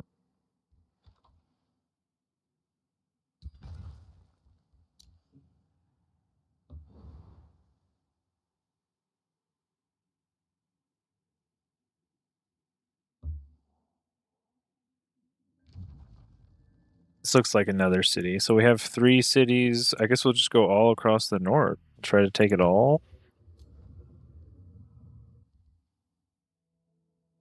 I fancy the cone breath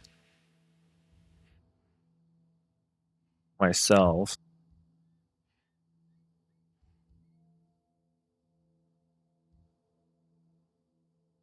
%20 critical hit chance.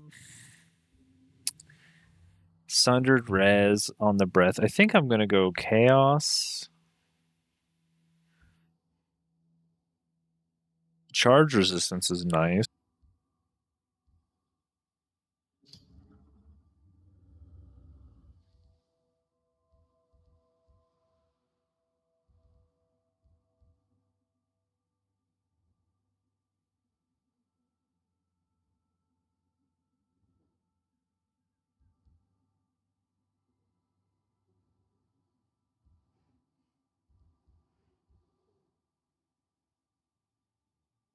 I like the breath attacks, deal 30% damage, but I don't know if I need lightning strikes or warding aura.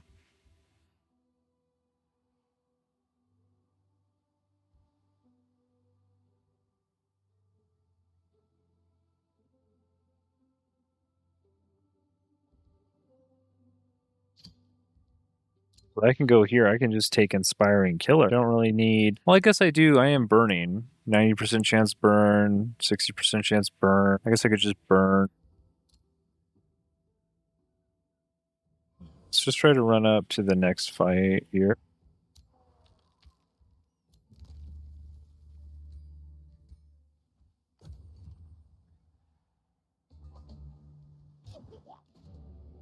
I'm not stopping my growth for gold.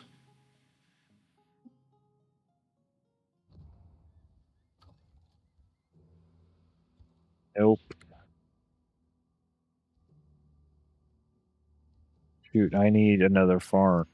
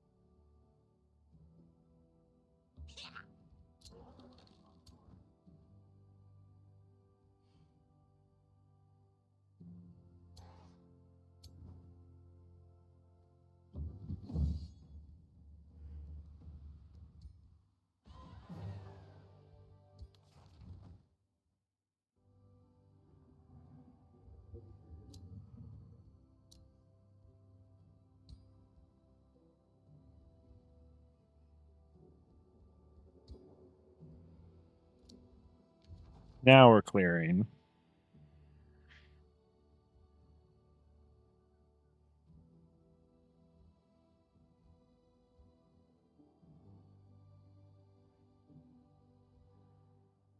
Uh,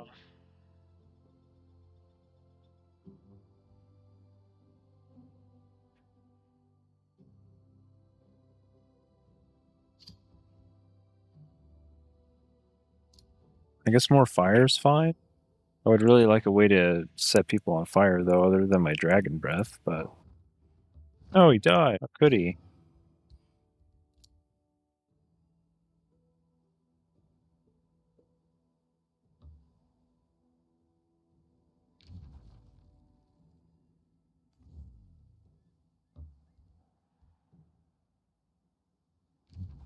Calm blood. Well, there's all three of the liquids. So I need to put a city in between these two? Like right on the road here?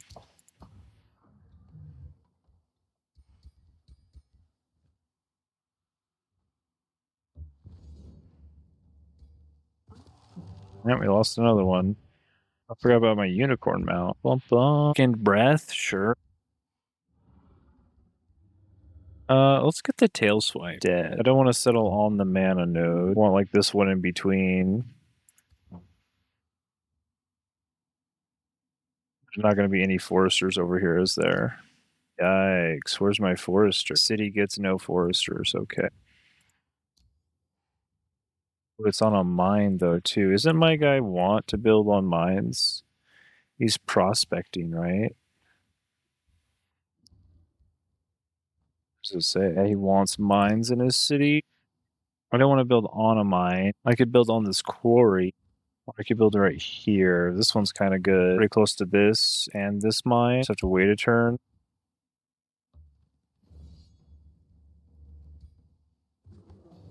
This is +2 retaliation attacks with first strike.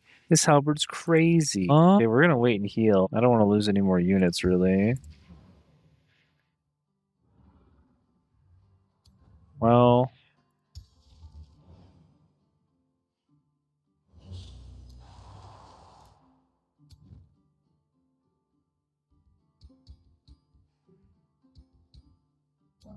just one unit. Oh, that's my guy.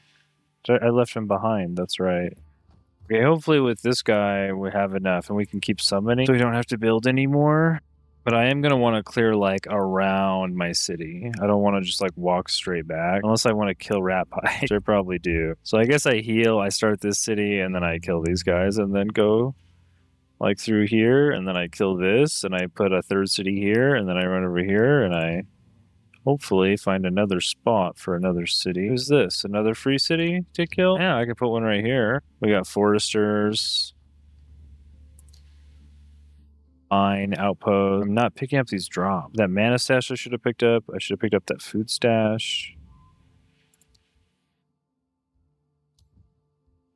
And now do we want blood pact? Do we want hex pact? I think we want hex pact.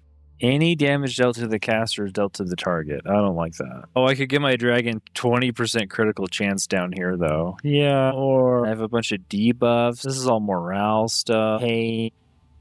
Or I just give the dragon more crit. So I just want to go blood pact straight to this. Okay, I'm not even going to try to scare him away. I don't care. Are you going to attack my scout? That'd be messed up. I don't want to lose my tier 2 overseer. Just wait till the overseer heals to full here. I can bring this guy over. Do you got 2 skirmisher? Oh, this is just a marked spell. I think I'll take that. I could just annex a farm. Where do I want to go? Towards this magic material, actually. Is that already a farm?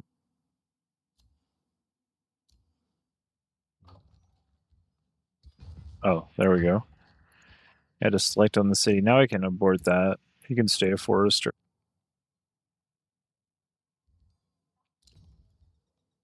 We can just boost this steel hall now. We got 5 pop. I don't want to build the tavern soon. Founding and upgrading outposts take -1 turn. I don't think that'll apply to this one I'm currently building, but I'm going to build 2 more. No, it doesn't. It totally should, but I'll get some value out of that later, hopefully. Do I just found a city right away? Yeah. That's probably fine to find a city right away. We can just go saddle up next to this troll and heal.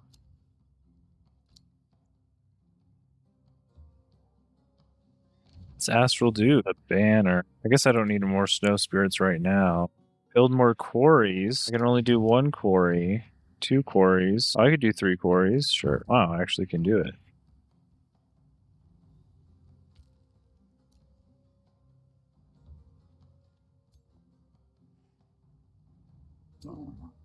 Hopefully we can take this.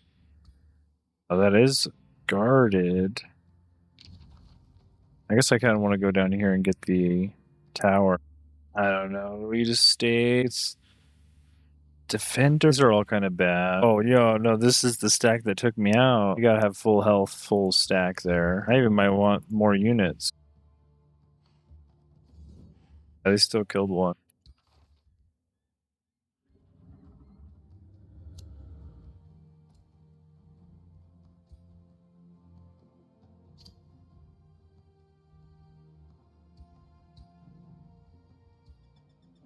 I need another hero or turn. Okay, we can go back the other way now, yeah? Start clearing all this. This is much better.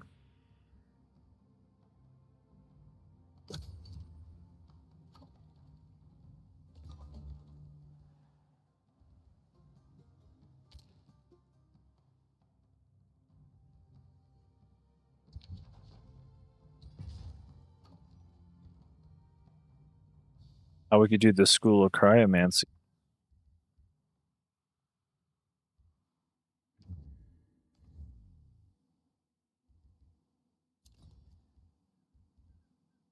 I guess we want to get the tavern out while we have a few farms. I need to switch them back to 3 farms for the mint anyways. I'll just get the school. It's a 10, it's 10, it's 10 knowledge. So this one's fine. This one up here might be more, but I didn't annex it yet.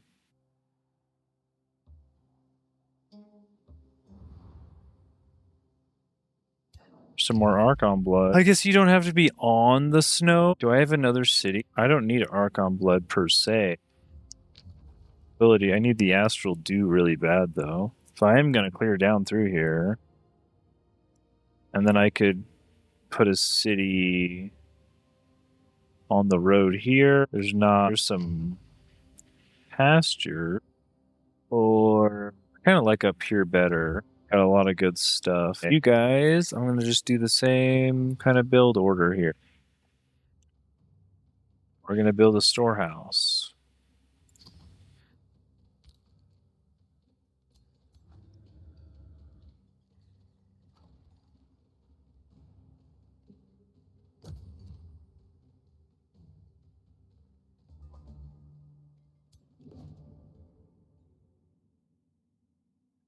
Stone walls are instantly built. Imperium, like 2 turns of gold, 1 turn of an Imperium, lots and lots of draft, a tier 3 shield unit.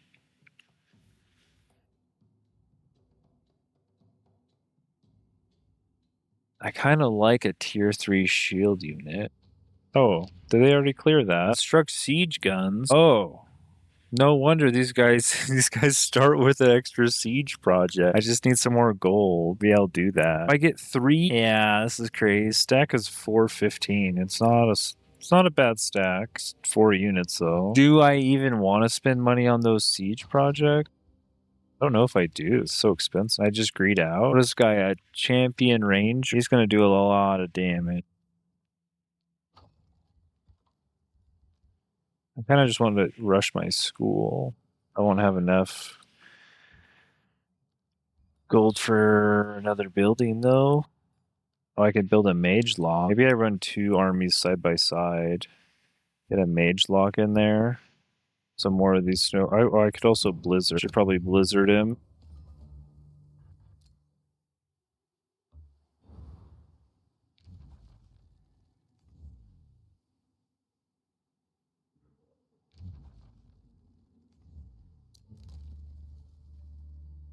I could take knowledge extraction too. Probably want to start on the tower. I don't like delaying these, and these never get boosted. Ask. Rainbow clover. If I go from here, there's another tower. There's a bunch of pickups. I just want to go grab the pickups I missed. Okay, our tier 2 tome. We're going alchemy. I forgot to set it up for the AI. I think you can edit that later. I don't mind distributing tonic. I only have one support unit right now.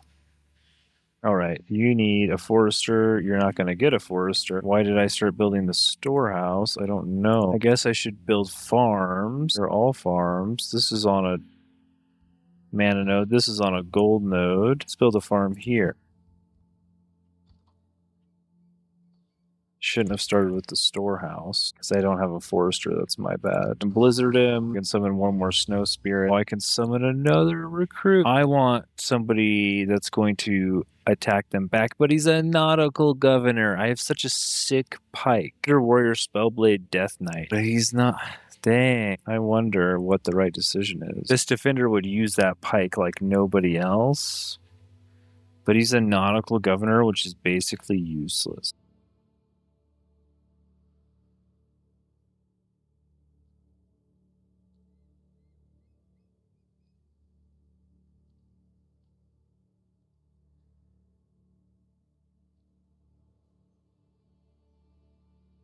I could fill this guy's army up with elementals. I did that in the last game. I think this elementalist will do fine. Because we wanted this Archon blood.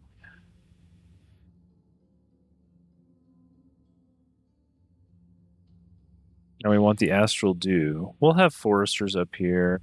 Should be fine. Make sure you're in on this. Yeah, I didn't even need those siege guns. How's this pikeman not die? He's already one hit and surrounded. Oh, he fled. Seeing eye.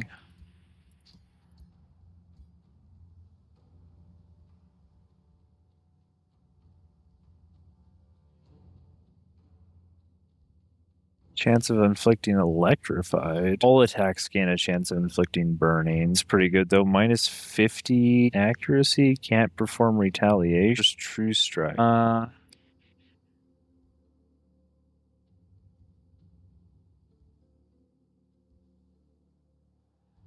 Guarantees weakened, inflicts stun. If I just grab Arcane Skirmisher, we can burn this to the ground. And we're gonna clear down this way. Failure remain. Take our other hero. I have no mana income, so I'm done casting spells for a while. We got quite a few of these snow spirits going.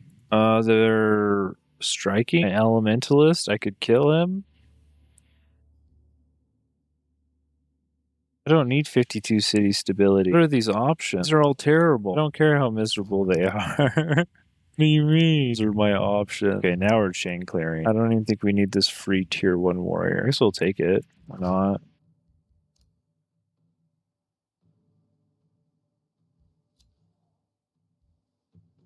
There's another pickup. Target gains lifesteal. Stone Foundry sounds fine. Did I not do that quest? Oh, I did. I guess I could switch these back to foresters now, yeah? Yeah, mine. Which requires a conduit.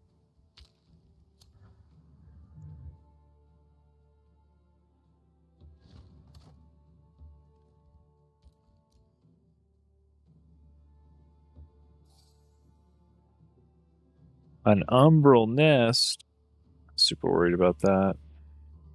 Oh, I did miss all these guys to clear, though. Well, I gotta get over here in time to put another city down. There's a pickup over here. Yeah, it's like gold or something.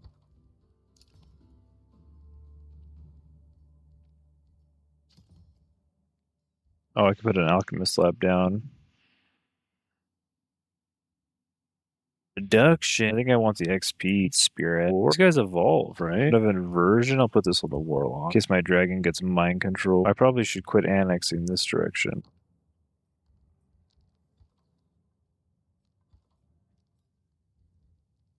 Just grab a quarry, right? We get gold out of quarries. That's Archon blood though. Like double a mana node. Draft and production. I'd rather have mana and production. I don't really care for any of these. Really need a white witch. I guess I could Get the scout upgrade. List? Oh, well, I picked a lot of fire stuff, so let's keep going fire, I guess. Sure we can burn.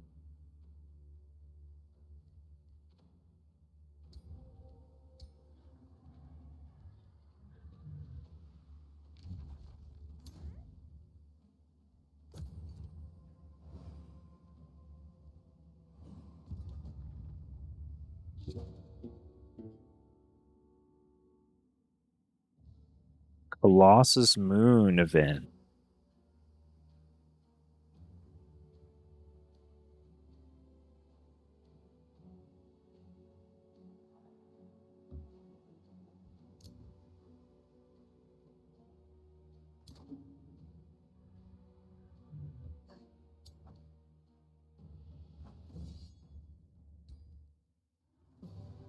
How did we lose another one? I guess we need to start healing. I want to put a city down here. I need the tranquility pool, right? Now I need astral dews way over here.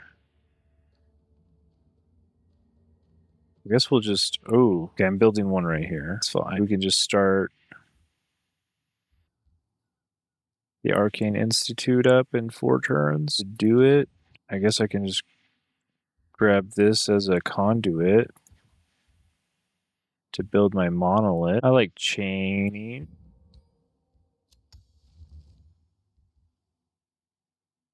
Grab the frost blades now. These structures cost 20% less gold. Pretty good.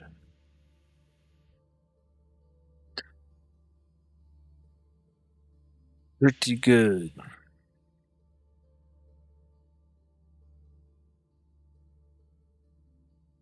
I'm gonna make this into a city. Blood, mana node. I just want to go horizontal across the top. On turn 20, I'm getting 50 Imperium a turn, and I want to click this. So I need 400. I think it's fine. Just tier 1s, but they're Dark Warrior. Now, we don't mess around with Dark Warriors. They're too dangerous. Run in and do their damage and kill themselves on you. It's good for them. They don't care about staying alive. Saw a tower, but it's way down there. Here's another one. There's another one. Do like the material refinery. I can build a work camp. Take out this Archon blood node. Oh, I didn't clear this. Dang it.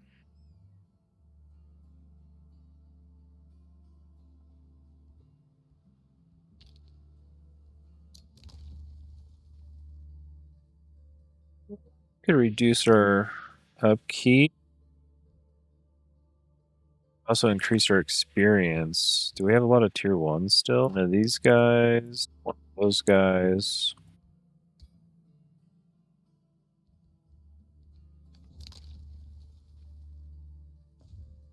I'll just take that. Reduce our upkeep. Some more mana per turn. That. I could build another mage lock, though.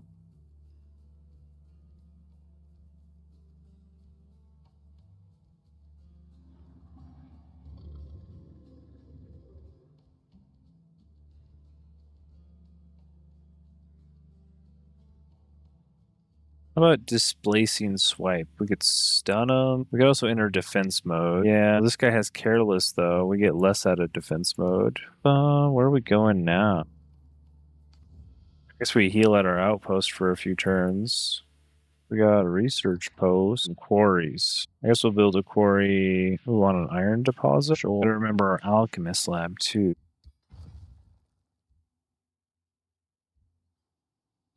I never thought about just outposting these resources. Seems to be a pretty smart idea, though. And I can only build foresters around this forest. Both of these are astral dew. I guess I just want like this square right next to the forest would be really good. It's gonna take a while to annex all the way out here and all the way out here. I guess I could do this temple. Let's take the healthy people, the tier 2 unit.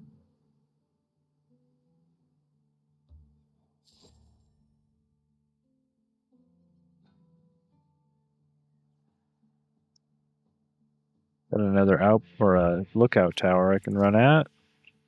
So I could found here. Yeah, this isn't a terrible city. I was just getting it down and be fine. It's like a lot more turns. And down there, run back up. There's the swamp. An infernal juggernaut? Dark Knight? Oh man. Oh, we almost died. Our ruler tanked everything. Ooh, we're wet. Oh, he made us insane. Now we're doing the damage though. A dire penguin. The knowledge. Oh yeah, we can heal on the wonder. That's right.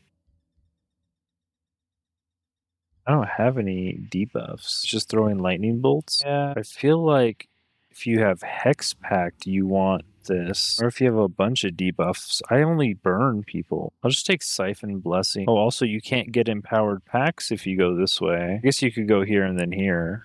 I'll just take Siphon Blessing. Now what? Elementalist?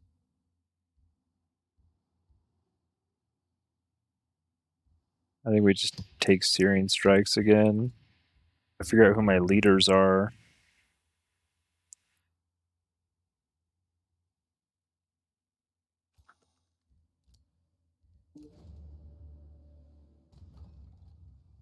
Oh, who's this? A free city. There are other empires on the map, correct? Did I spawn with 3 free cities to kill? It's a pretty good start. I feel like I built my cities a little close together, though. I'm gonna have to make sure I annex south away from my capital. Which is pretty hurt. This should be fine. Like 2 turns of mana. I want the XP. They have a demon gate? The heck?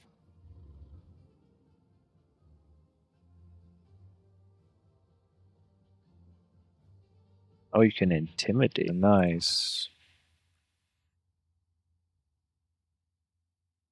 These guys aren't even hurt.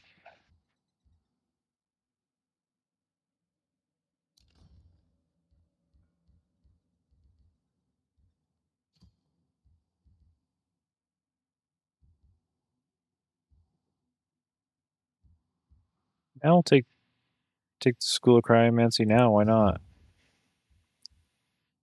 Just stay here? No, I just had to go there. Level 8, we can go Chaos Transform.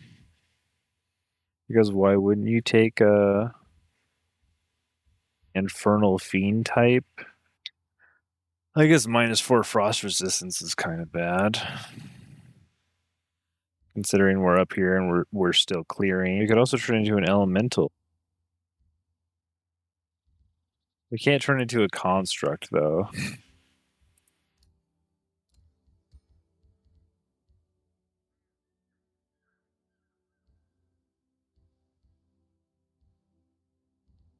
I think we get empowered evocations and then we can try to move up for our leadership abilities. I guess I could just go to war with these guys, huh? No, I gotta get my city down. I need like 4 more turns. I guess I could just send 1 army to put it down.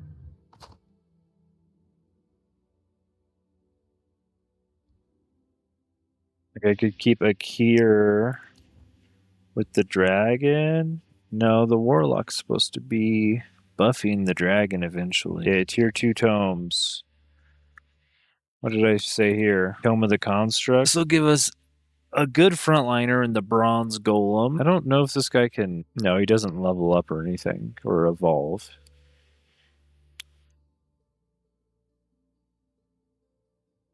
And it'll also give us our spells. So we can cast these on Construct for the rest of the game, or linked mind units. Units of this race gain the ability to share senses.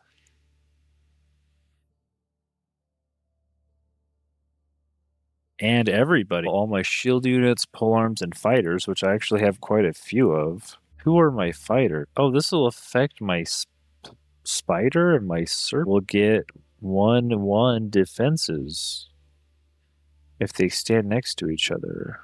I think I go for the unit first. Mines grant 5 mana. I don't have a ton of mine. Oh, an elitist. Wait, this is the... Elementalist wants to be an elitist.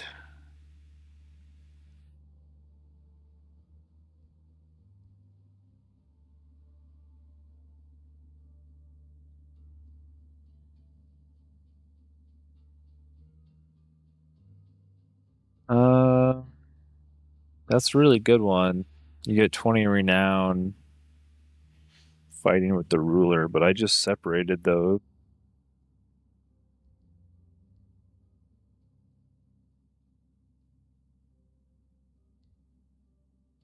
I think you just stay as a conqueror. Where are all the other rulers? What the heck? I don't think my map's gotten larger yet. Sometimes I feel like it starts you off on a mini map. And then it takes a while. They must be on the other edges of the map and maybe underground too. How have I not found them? I guess I'm going to head towards this. Start getting these foresters going.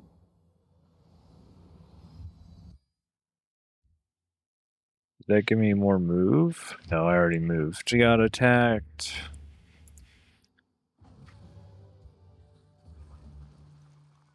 Oh man, it would have been nice if we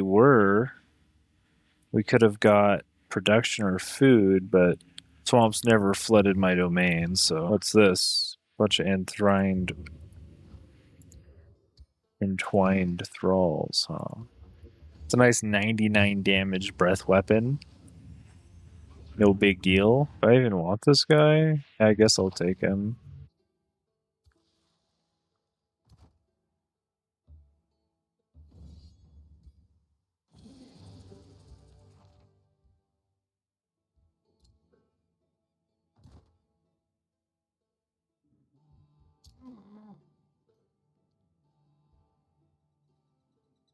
It's gonna lose a unit first. Probably my left army.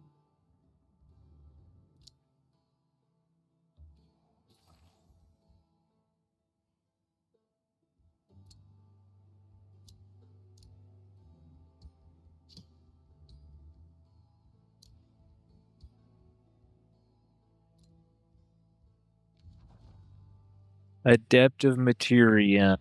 Base attacks deal fire damage to everyone and gain Demolisher. Yeah, Meteor Strikes it is. This is a 490 army with a Pestilence Crocodile. We should be able to handle that. I don't know about going in here. For this, probably going to get whooped in there. This thing's guarding. This thing's guarding. I don't see any roving, but I could come out and try to attack, I guess. What if I just stay over here?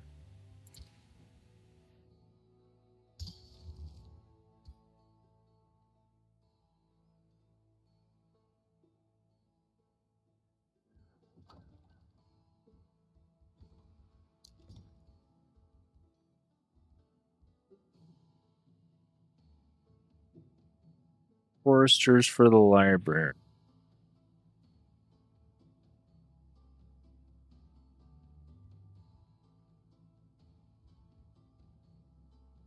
I need some farms or something.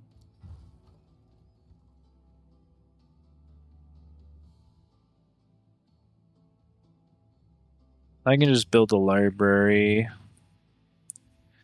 Raw. Oh. This is something I should look at too. Counts as a quarry.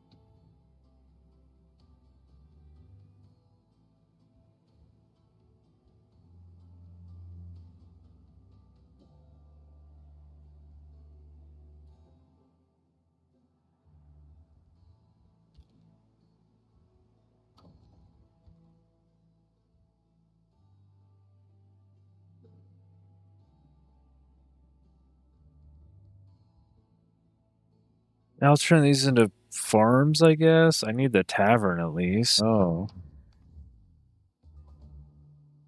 Not gonna get very far without a granary, though. Oh, I'm taking damage every turn? This is Umbral Malady? Yeah.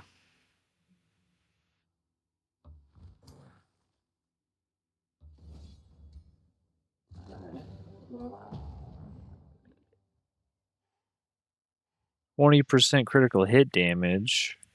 Man, if only I had a ranger. I'd always get stuff for classes I don't have. It's range, wand of magic missile. That's a tier 3 mount. I'll take that. So much for my unicorn. Now we have haste berry. Can we get walls? Let's get the library first. We are at war with that city state, but they're not sending anybody over here. So the walls are boosted though. Another forester. So we could attract. Well, no, we can wait. We got 3 turns. So as long as, yeah, we could just build a granary. That's fine. We got plenty of time. We got no production. What are we doing here, though? I never get these two. Dragon's Roar. I have a lot of crit. 35% crit. I should probably go down the crit path.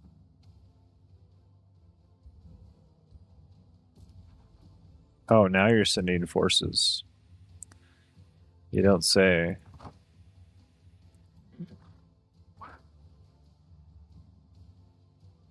Gotta come pillage, huh?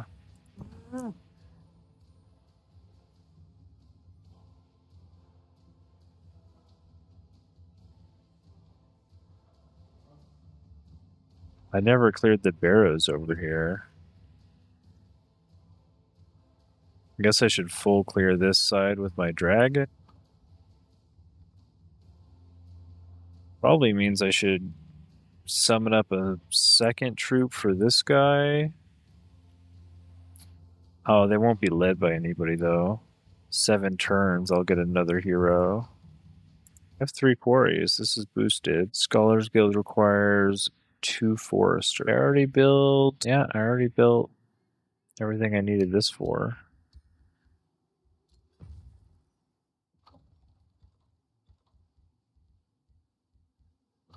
We have, like, crazy low production, I feel. Really good knowledge. Somebody said you want 10 knowledge per turn. Well, we're definitely not there. We would that'd be 209. Guess we should build this alchemist lab. Try to boost my buildings though, as much as I can.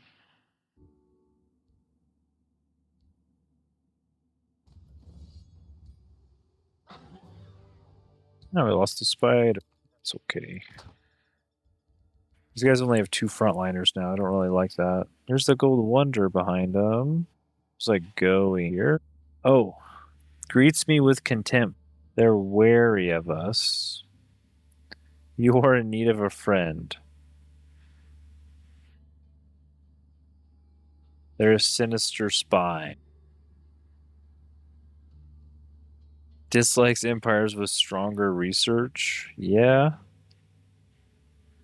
You're not gonna like me. They may eventually be lured into war. Yeah, get lured into war.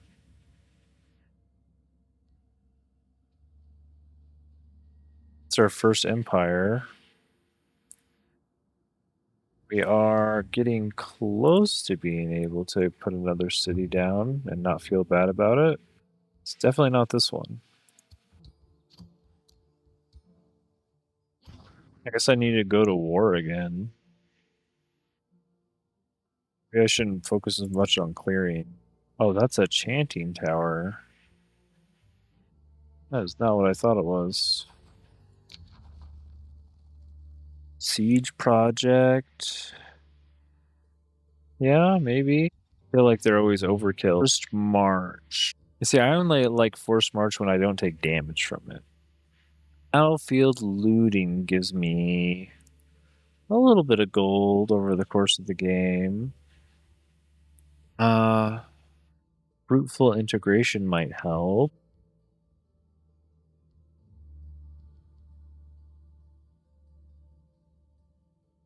Grab this for now.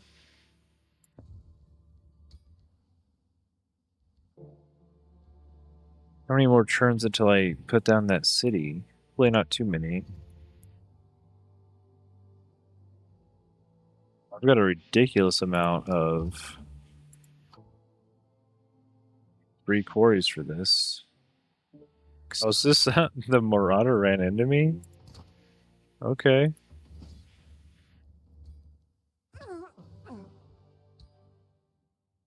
That was a bad move. I guess they were trying to go pillage. Mage Lock and my Elementalist is just gonna murder them. Yep, there's a 75 damage, 7. The Mage Locks are crazy. Was that a crit? Must have been. Oh, and I cast a spell. Yeah, dominated on my weakest unit, P2. Those mage locks are crazy. We're gonna have giant cannons and constructs.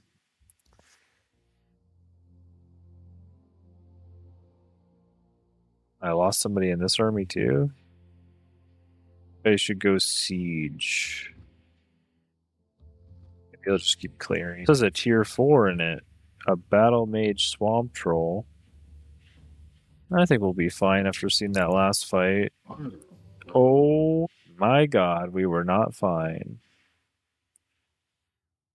I lost only tier 1 units though. All of them. Oh, I kind of want to keep the fire staff. Well, these guys are water.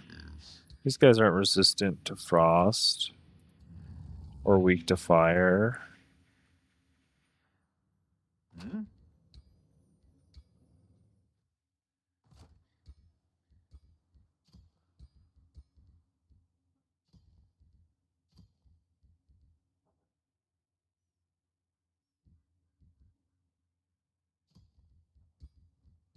Okay, but we gotta build. Oh, I can't build the bronze golems yet.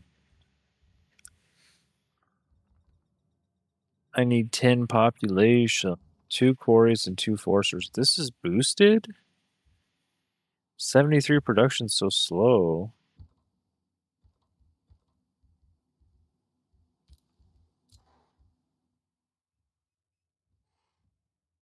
Dude, what am I supposed to do now?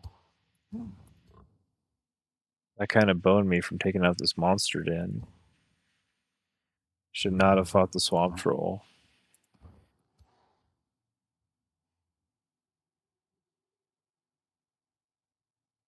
When there's 2 wonders over here, I can't really turn around. I want to keep that army together. I guess I just build tier 2s.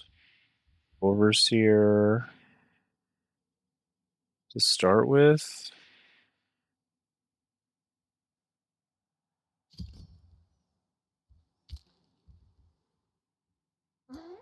Run back and heal. Here's plants. I could get the rainbow clover. Let's give you Imperium per turn. Now I just have 2 Archon bloods. Astral Juice right there, though. Tranquility Pool. And this city's going to have a lot of knowledge if I grab up these. I need to clear out this area and I'm good.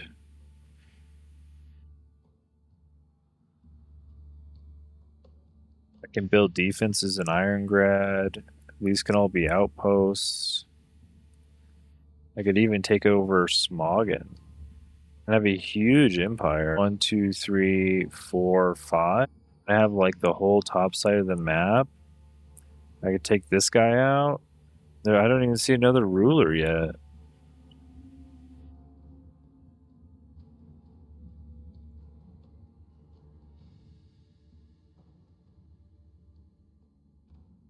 Dang. Might be a little late on my 4th city. Because I have to build more units. Because I fought that swamp troll.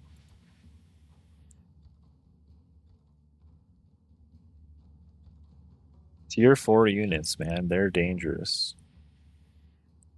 4th city win? I'll save it there. We got Path of Exile 2 tomorrow, so I don't know when I'll finish this game, but might be a while. But that was a pretty good start. I feel like we're going to get pretty good frontliners out of those bronze golems for our mage locks. Those mage locks hit so hard for tier 2 units. They just need a frontline. And then we get our Tome of Scrying, and we get guided projectiles and mental mark to mark them, the spell. And then we're on to Tome of the Dreadnought. We really want linked minds. And some of these commands, though. We can command our ironclads to reposition. And then Tome of the Cold Dark. We can put Marching Winter on our city. Make sure our whole domain is snowy. And get the Frostling transformation. Tome of Severing gives us the Severing Golem and Disrupting Blades. That'll take away any enemy enchantments, which are basically how you scale into the late game. You also can conjure Spell Wards, which are like spell jammers on the map right before you fight people. And Tome of the Golden Realm, we get tier 5 Golden Golems to replace our frontline. Those bronze golems gotta last a long time. I guess the Severing Golems are frontliners too? Pretty sure. No, they have a ranged attack. And then like a random enemy attack. They're equal. They got 5 defense, 4 resistance. I guess these guys are kind of backliner. Oh, we'll get the Golden Golems. And the Ironclads. Yeah, these guys are backliners too. They got lots of range. 6 defense though.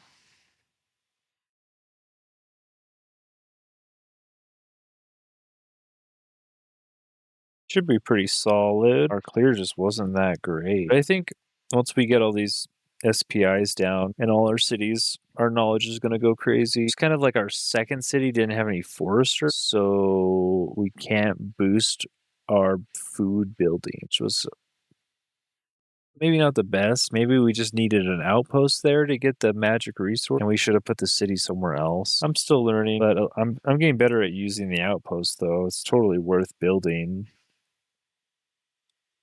the outpost. Anyways, I'm going to call it for tonight and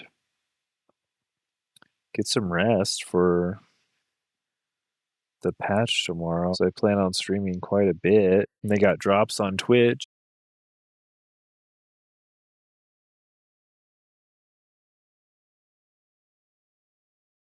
Change my category.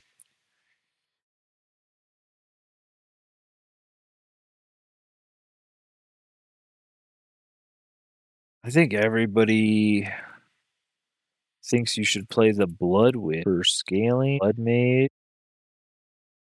It'll be a little harder early because you sack your life to cast spell.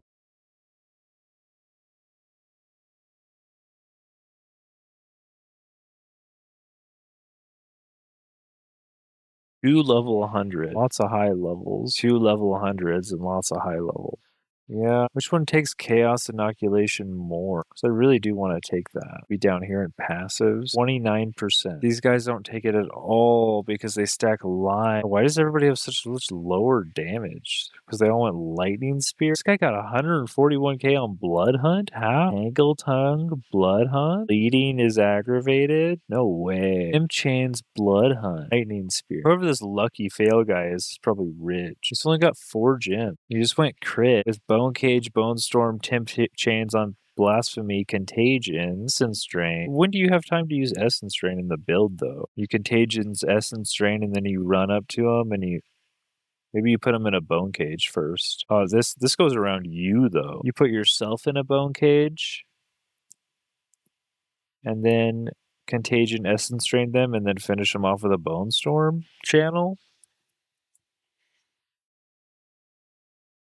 And then the contagion spreads because you murder everyone with your giant bone storm. I don't know. Stack in life, stack energy shield, stack life, movement speed. Wow, he's got so much health. 4k health, 4k energy shield, 21k effective hit pool. What the heck? Yeah, none of these guys are getting up to that much damage. Like the liches, I don't know. You can't really tell because they're playing summons. They're playing minions.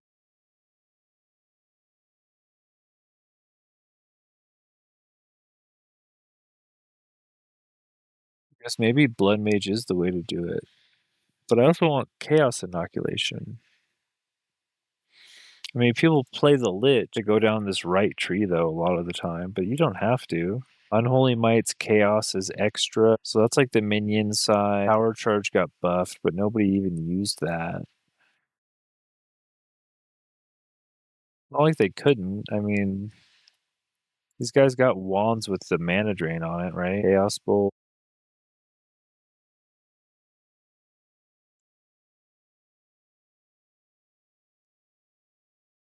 I don't know why you'd play Witch when you're just going to use the sorceress as spells. I guess it's just, the blood mage is just better at that stuff now. Can I get the lightning spears off of here? Okay, then if they don't use lightning spear, they use lightning magic. So it's just blood mage art.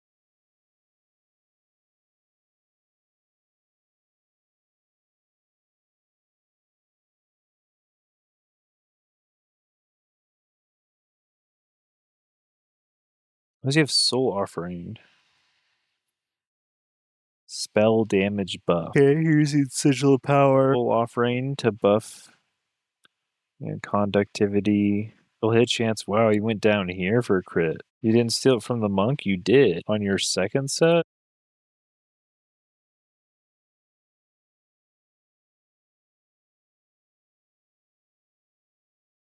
Eh? Maybe this is his first set. Debuff is he casting?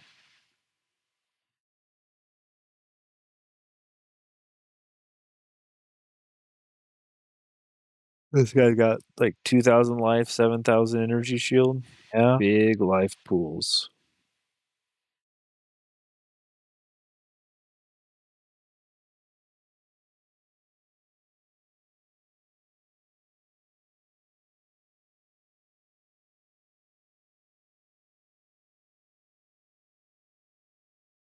I realize, man, there's so many arc players. What the heck? Do we just go blood mage? If we go lich, we basically have to play minions. I don't see going lich and playing a damaging spell. It's like these guys are playing essence drain. Even though you get like a 30% more damage node, it's not crit. It is so multiplicative and scaling that you're able to get this crazy bone storm or like 200k out of art. This guy's +5 lightning, extra lightning, crit.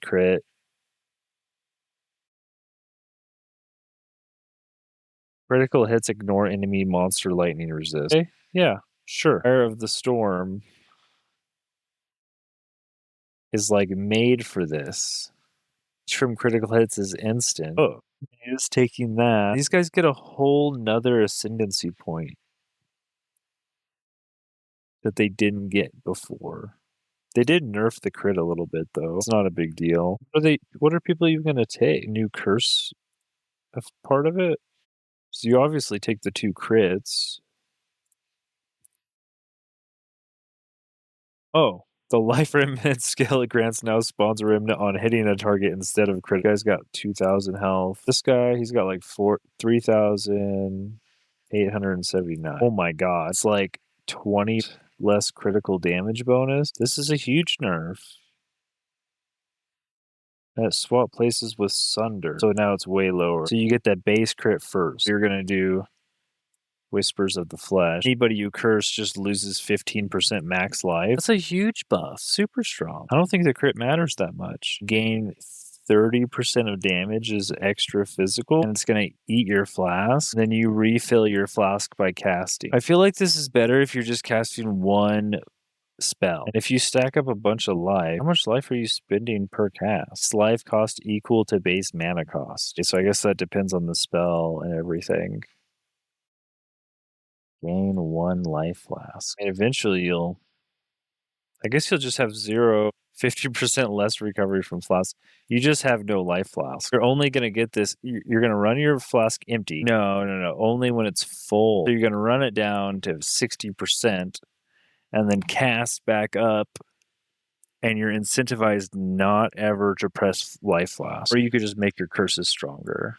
Because you're surely going to take the crit nodes. This gives you a lot of extra life. Crimson Power. Wounds is kind of dumb, though. I guess if you were going to go Sanguine Tides, Crimson Power makes sense. You have a lot more life.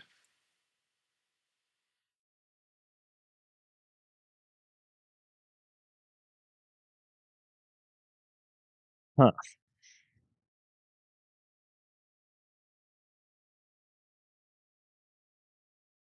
He's got a forking snake pit ring to fork his bone storm. This is a projectile, I guess. This also consumes charges.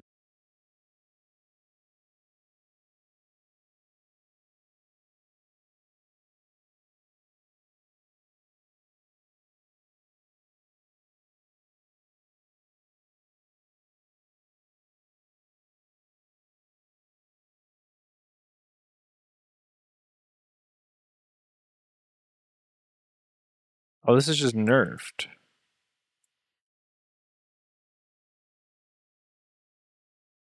I guess the Lich got nerfed too a little bit. And then they try to make the power charge better. Yeah, I don't know about Lich. Doesn't seem like it's gonna pay off.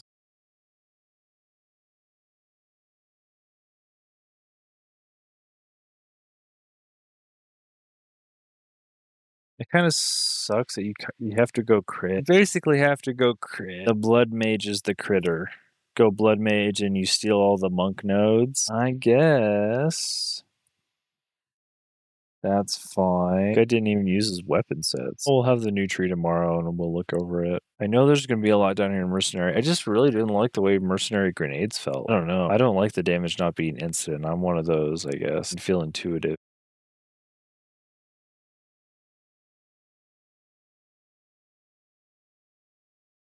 I kind of want to play minions though, because I feel like I'll learn more about like the whole Spectre system, and there could be some sick Spectres. Won't be much worse than this. This just feels kind of simple to me.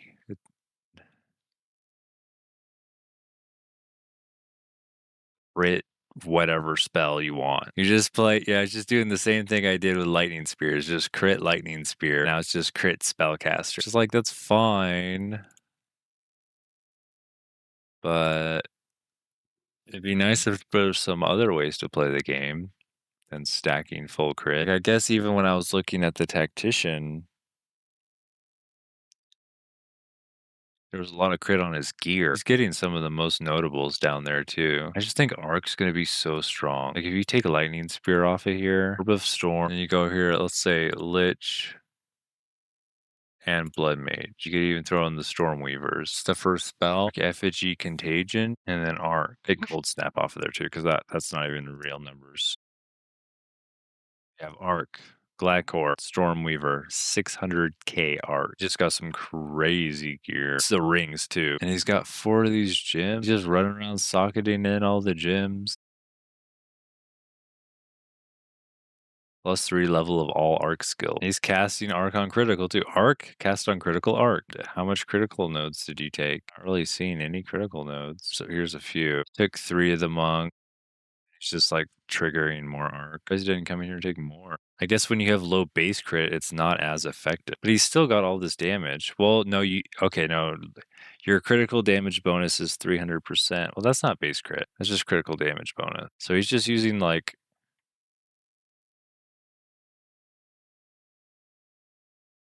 50% increased critical hit chance, 10. So he's only at 70 increased off of the base Arc. I don't know what Arc is.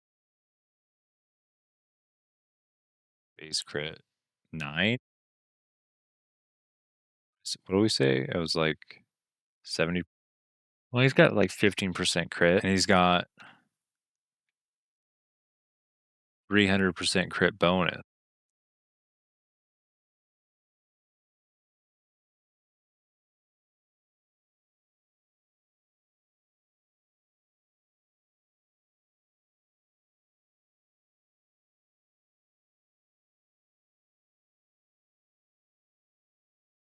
So that's like plus 50% damage, 45 more, even with that small investment, which is pretty crazy. I mean, it's your glove slot. It's your whole glove slot, but your whole glove slot for plus 50% more damage is kind of worth it. Oh, he's also double shocking, right?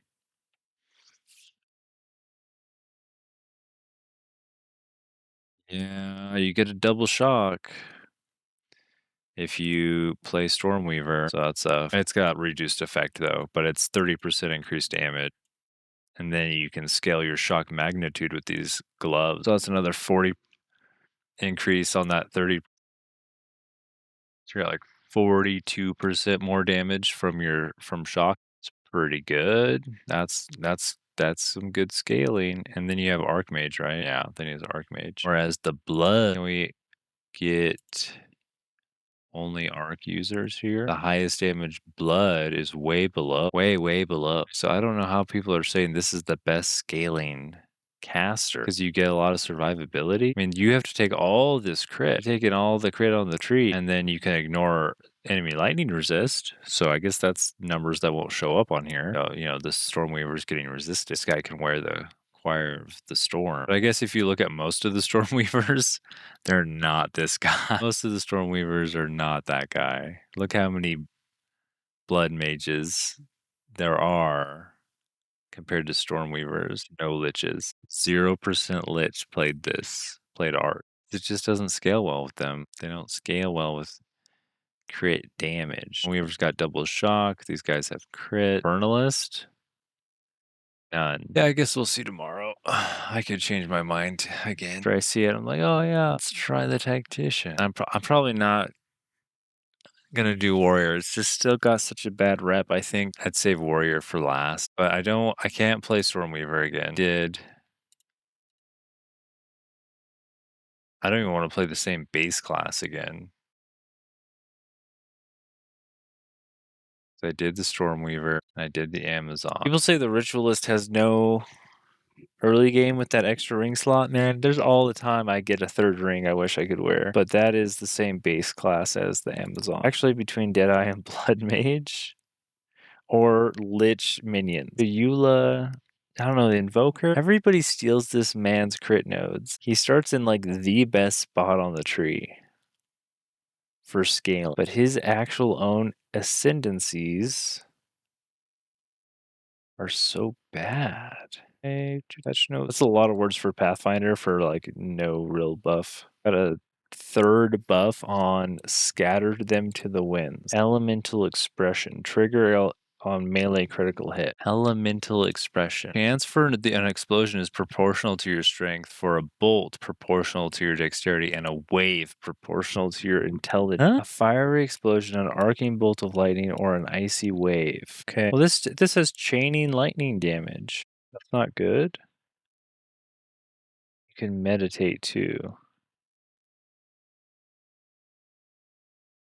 You also don't have to get spirit on your equipment if you take that. Meditate. Doesn't meditate just give you energy shield?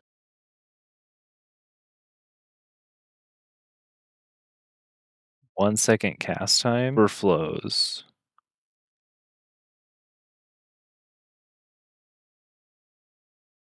I think they nerfed overflow though. Yeah, it's only 1.5. So you're running around with 50% more energy shield. So that actually got nerfed.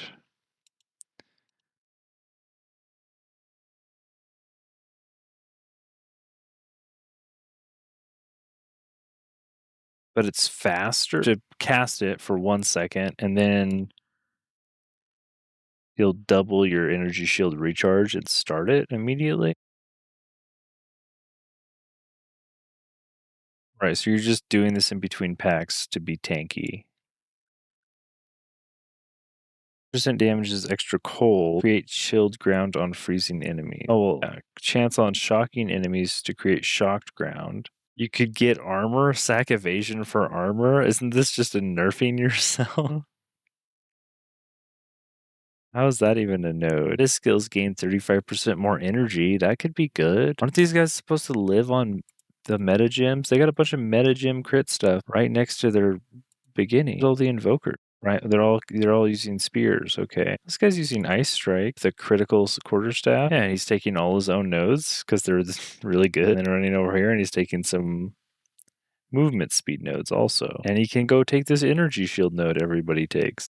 I don't see how this is bad. Critical hits ignore resistance. And he took both of these for extra damage. And then he took his spirit, 231 spirit, and he's got probably none on his gear. 231 spirit with no spirit on his gear. Does he have 2 maces? He's got chaos inoculation. Okay. So he doesn't need chaos resistance on his gear either. Yeah, you get +2 on melee skills on your gloves too. I mean, how is Monk bad? Doesn't this have a bunch of... Oh, he's got no plus to skills on his quarterstaff? And they not drop plus to skills? Oh, wow. Oh, here it is. Well, you get +7. Instead of this 7% increased attack speed, you get +7 to your skills. Yeah, that attack speed roll is really bad. But he's got crit. Those are like pretty good crit. 4% and 34. Yeah, that's almost max on the crit. Man, not having plus skills is bad, though. Crit scaling's good. It's not bad. They did nerf all that crit stuff, just a little bit. Not like it's not going to still be the best scaling stuff in the game. It's just so nice to start here. But then you have these nodes. What about the Cheula, the Acolyte?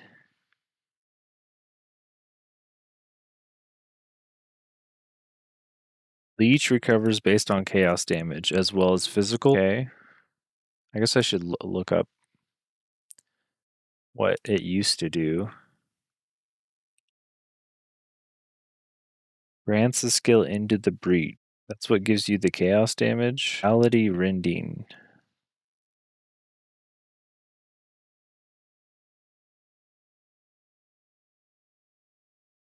What are you supposed to get? Life leech and mana leech? I guess you those nodes are usually pretty bad because they take up the place of flat damage. So instead of this, you could pick up Flames Shield. So we really need to know what Into the Breach does. Duplicate this. This is what, yeah, the flames. Red flames, leech. Oh, 7% of your maximum life to you.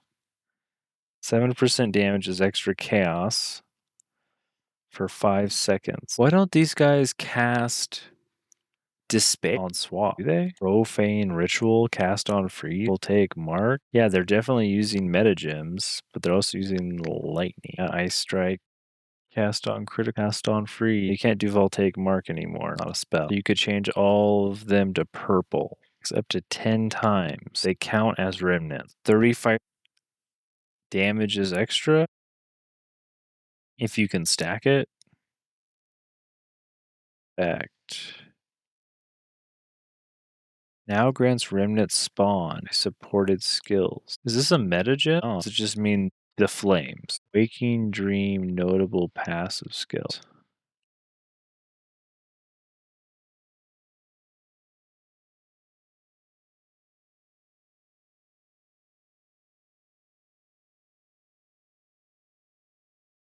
What I don't get why this is a variable. So half of your, so like the average would be 25. So like every once in a while you'll get a flame that like gives you 10% extra damage instead of 7. Grasp of the Void. You have no spirit. Base maximum darkness is 100. Plus 8 maximum per level. So you could get like 900 darkness. That's not nearly enough. Okay. So they're just giving this to embrace the darkness. Inner Silence goes in here up to 75% more, which is almost double. So you have like 1,500 extra life that comes back on its own timer. I mean, that's not bad, but it doesn't super scale, does it? It's just kind of static. There's like the bloodmage is looking at like 5,000 life, 7,000 energy shield or whatever it was.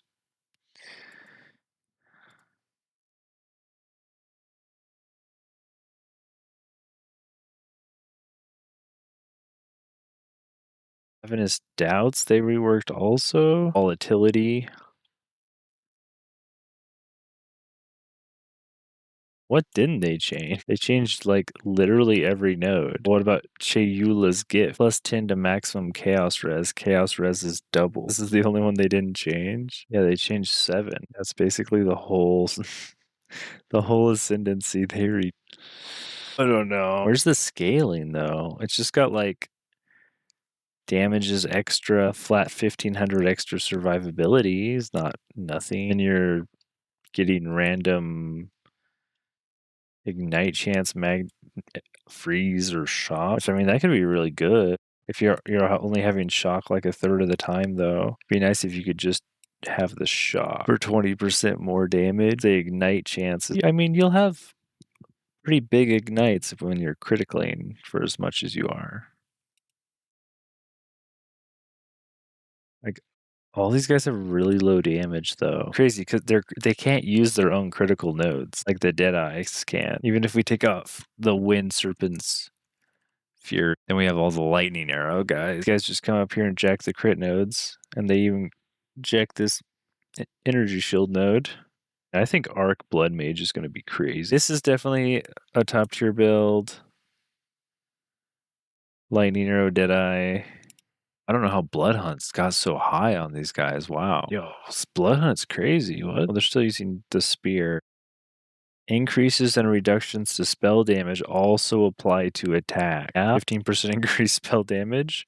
Oh, man, you could totally have some more spell damage somewhere, surely. Then, let me guess, you run over here, steal all the crit nodes from the monk. Why is this every build? I don't know, because they put all the crit nodes on the monk, and that's how you scale your damage, and what's the warrior going to do? He's got to come all the way over here. He's on the opposite side of the monk. The poor warrior is the furthest way to steal these monk nodes. No wonder the warriors suck. Everybody else can steal these monk nodes. Blood Hunt, huh? Cast on crit, sniper's mark. Does Blood Hunt use frenzy charges, or he's got temp chain? He's got dex in. Yeah, I don't really want to use a spear though. Just leaves us with Arc. Maybe Bone Storm. Bone Storm feels like it's on brand. Like you're just stealing the sorceress's elemental spells and critting with them better than the sorceress can. Extra cold, extra lightning, crit, +5 to all physical spell skills. Yeah, and this guy just was just the life stacker. Yeah. Thing is, you can't click chaos inoculation, but I guess you don't really do that early on anyway. And if you're stacking life, then you never do. Oh, you have to channel this though. It's just kind of meh. This guy did get to level 100. You can scale that arc damage up.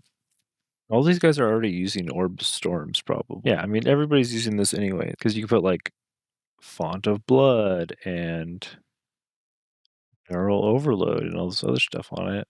3 Arc Gems and Cast on Crit. I don't know how that works. It takes longer to go off, but then it shoots 3? Arctic Armor? Crazy. Huh. What if we go Blood Mage, Fire, Chaos? We do have that weirdness where we want a plus higher skills wand with % increased chaos on it, which I think should be cheap. That should be something that's not obviously good to people unless they're paying attention, that is specifically for people who want to play that keystone. And I don't know, we'll have to look and see if conductivity got buffed also, or the elemental weakness, because it's not in the notes, but despair is double effectiveness. So they did nerf curses on bosses though. So the curses on bosses are half as effective, so that should be a net neutral. But on normal mobs, I guess it just means on white mobs, it will be doubly effective on white mobs, and all the other mobs should be the same. But despair and temp chain, oh man, and then we can super strong purple fireballs. There's no reason to even make the fireballs do chaos damage if the elemental weakness is the same thing as despair, though, is there? Well, I guess we have wither, right? Don't we have green presence, another spirit gem, 5% increased chaos damage taken? I mean, that's more damage amp for 30 spirit, and fireball does look really good. Like tripling the damage of it. I don't think anybody played it, really. This guy has 252k on Ember Fusillade, and he's got cast on crit fireball for 21k. But, I mean, all his good gems are probably in here. His good supports. Yeah, elemental focus. This is like clear. Yeah, I mean, he's got inspiration in there. Nobody scaled fireball up for any damage. Nobody used it as a main skill in the whole game. I guess the monk was cast on crit fireball. Yep, we just looked at that guy. Lane Legionnaire.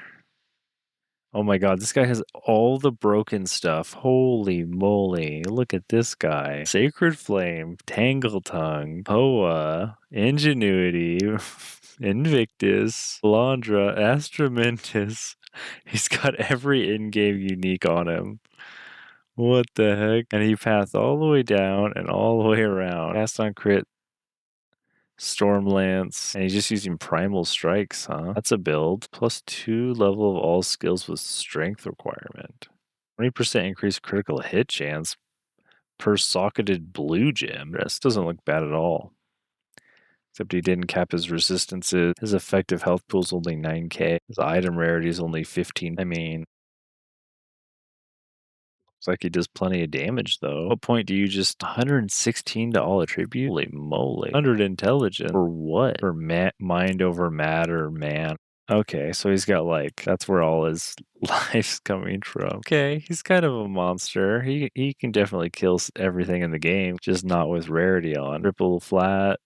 Yeah, he's copying a triple flat ringer. Gotcha. That's a gemling for you, I guess. I don't know. I assume Chayula is still bad. That nothing really changed. Like, even is the tree really going to change it? That's what everyone says. Oh my god, that we don't know what the notables on the tree say. It's like, we know what the ascendancies say, and this is our choice, is between ascendancies, right? Like, the tree's not going to change to anything but your starting position on it, like, the tree would have to be so drastic to say, oh, I'm going to play such and such because I want to start on this side of the tree. Well, we know where all the crit nodes are on the tree, and the crit nodes determine scaling because crit's so good. So,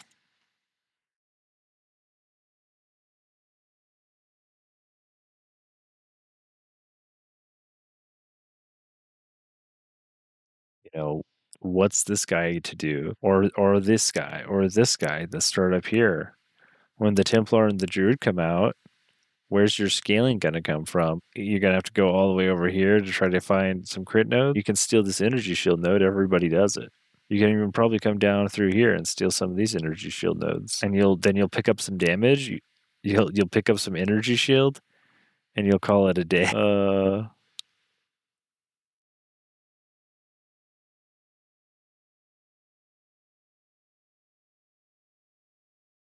I mean, who knows? They're gonna have to fill this in, and then what's this guy to do? You can scale some AoE, but I guess they're taking AoE off of the tree. And what are they gonna put down here that's not crit? Attack speed?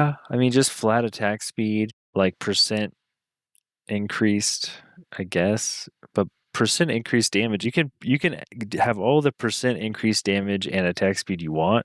Eventually, your attack speed just depletes your mana because it's not making every cast of your attack more valuable. It's devaluing your mana pool. So you just go through all your mana, then you need to figure out mana sustain. Sure, if you have a pure physical character and you can leech mana and get tons of attack speed and a little bit of increased damage on hits, then you can do like a crazy spam build and try to compete with this crit side of the tree. But that's really it, right? It's always that in every game. It's like your attack speed and your flat damage versus somebody who's trying to scale crit. And there's enough here to scale. There's plenty. There's a lot of crit on the tree. But the ability to leech your mana back through tons and tons of little attack, I don't know. You need a ton of attack speed. I think they're going to nerf some of the attack speed even. Was it Falcon Dive? 1% increased attack speed per 250 accuracy rating? Maybe you could do something there. I don't know. I know they gave the Witch Hunter basically 100 extra weapon set points. So they could go both ways on the tree, but you really only want to go one way. Why would you ever come over here? I guess if you're trying to do stunning, igniting stuff, you could legitimately play mace and bow, but your bow's not. So if you like wound through here, you could get pretty far. You're winding all the way up through the monk tree, or you're winding all the way up maybe to get some movement speed nodes, and you're just trying to, you're going to be a few points behind the Deadeye. You could take almost exactly the same tree as him with one weapon, but what's the other weapon even doing, I guess, is the question that makes it good. I guess you could like stun. You just play like stunning hammer or something, but your armor has to, on both your weapon sets, your armor has to be able to be equipped. Not necessarily all of your gems. So you only need hybrid like dex strength, enough for your armor. And then when you swap, this weapon set needs enough strength to wield the mace, and this one needs enough to wield the bow. But that means that your spirit gem, you could swap the spirit gems if you wanted to take up more of your space, because you can only equip 9 skill gems, but you'd be better off with the mercenary spirit gems probably. You're stuck with, well, this is pure dex, this is pure strength, but like the banner are mixed. But if you're wielding the mace, I mean, you could turn on Herald of Ash. I mean, you could probably get them all, honestly, because they reduce the requirement. You could probably have Herald of Ash with your bow on and Herald of Thunder with your mace out. It wouldn't be too hard, because this is just like 157 requirement, and it's going to go down 25, so it's going to go down to like 100. Like, that's super easy to have on both. Your gear will require more than that. Yeah, like this is 86 for hybrid. Seems really low. And it could be cool. Play spear, mace, crossbow, bow. I don't know if there's a reason to do that. Ride high. What's up, Quid? You do lightning rod plus galvanic shard. I wonder if that's even better than lightning arrow. You're cooking bloodmage builds. I was just looking at some bloodmage builds. You basically just scale crit and pick whatever spell you want.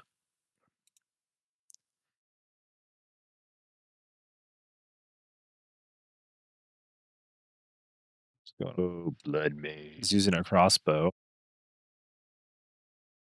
You know, this guy probably has a lot of strength. He's got enough to use his crossbow. This guy's doing a crossbow blood mage. He can really do anything. These guys have quarterstaffs. Oh wait, no, maybe that's just a lightning spell. This guy's got minions. That's not crit lightning warp. I guess that's just a spell. Weird build. Is this the helmet? Veil of the Night. 50% increased max life. This guy has a lot of strength too. Here we go. Like, this guy's playing art. This guy's only got 75 strength. Right? So he's got his life just off of that 75 strength. He took the leech node, and then he's wearing these acuity gloves, which makes the leech from critical hits instant. What basically everybody does is they run over here and they grab all the monk's crit nodes. So you take a couple of these. Let me make this bigger. You take a couple of these. This one. He didn't take these ones, but you could totally take these ones. And then he takes all these. Basically everybody that does crit just steals all the monk's crit nodes. And then you're going to want to take your energy shield is much bigger node, that this one, and then everything else kind of depends on what weapon you picked. Like, if you want crossbow, you can go all the way down to crossbow instead of going over here. This guy just took more crit over here, though. There's crit down in the fighter area, so he just went all the way around to take some more extra crit. You don't get blood magic by default. You have to take it. I thought sanguimancy. I guess he took blood magic and sanguimancy. So his spells cost even more life. This converts some of the mana to life. But he's also leeching more than normal. Well, it's instant, and he's got 10% spell leech as life. Oh, he probably doesn't. That's how he's balancing that out. But you don't have to take that node or go all the way down here for blood magic, because with the changes, you got some other good ones. Yeah, but you have to play physical damage if you want to ignore armor, because the armor doesn't matter against anything else. That means you're playing like this guy's build over here. I'll show you. You're playing like this guy's build, where you get the +5 to all physical spell skills because you're playing physical spells, and then you play like Bone Storm and Bone Cape. But yeah, I'm sure this guy didn't even take that. This guy took one of the crit nodes, and then he went over here and he took even more life that he probably didn't need. Like, this guy's sitting on 3,800 because he took Crimson Power. Percent gain additional maximum life equal to 100% of the energy shield on equipped body armor. So he's got 1,200 energy shield, and that's how he gets his life, right? He's running 82 life, and then he's got the 1% increased critical damage bonus per 40 life. So he's trying to scale just this node up by taking all of these ones on the other side of the tree up. And when you hit really hard, armor doesn't really do anything. That's why all the warriors complain that armor sucks. If you're critting them for like 100k, their armor's, you're just gonna ignore their armor anyway. Yeah, well, evasion got like twice as much tankiness also, and also they can actually parry stuff now without getting killed by slams. Yeah, I mean, it's just the way I was just talking about it for the VOD. These crit nodes over here control the whole tree. Everybody comes over here to steal the monk's crit nodes, and like the blood mage is better with the sorceress spells than the sorceress is. Like this is an arc lightning bloodmage, and they're doing the same thing. They go down here, they steal the warrior's crit nodes, they run over here, they steal the monk's crit nodes, and call it a day. And then they scale off of their ascendancy extra crit. So you can see it's all arc all the way down. And if I take off cold snap, we'll get a bunch of cold users too. Let's see. Is this guy a real build? It looks like it. Yeah, he's got Comet. So this guy's freezing crit, and he is leeching, and he's taking more tankiness, which is really weird. You probably don't need 17k effective hit point. I don't know. You probably don't need the extra 1,000 life from that node.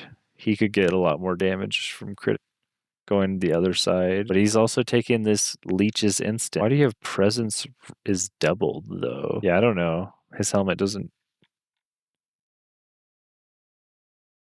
got 100 spirit on it. Cast on free, cast on crit. Oh, he's got Comet twice.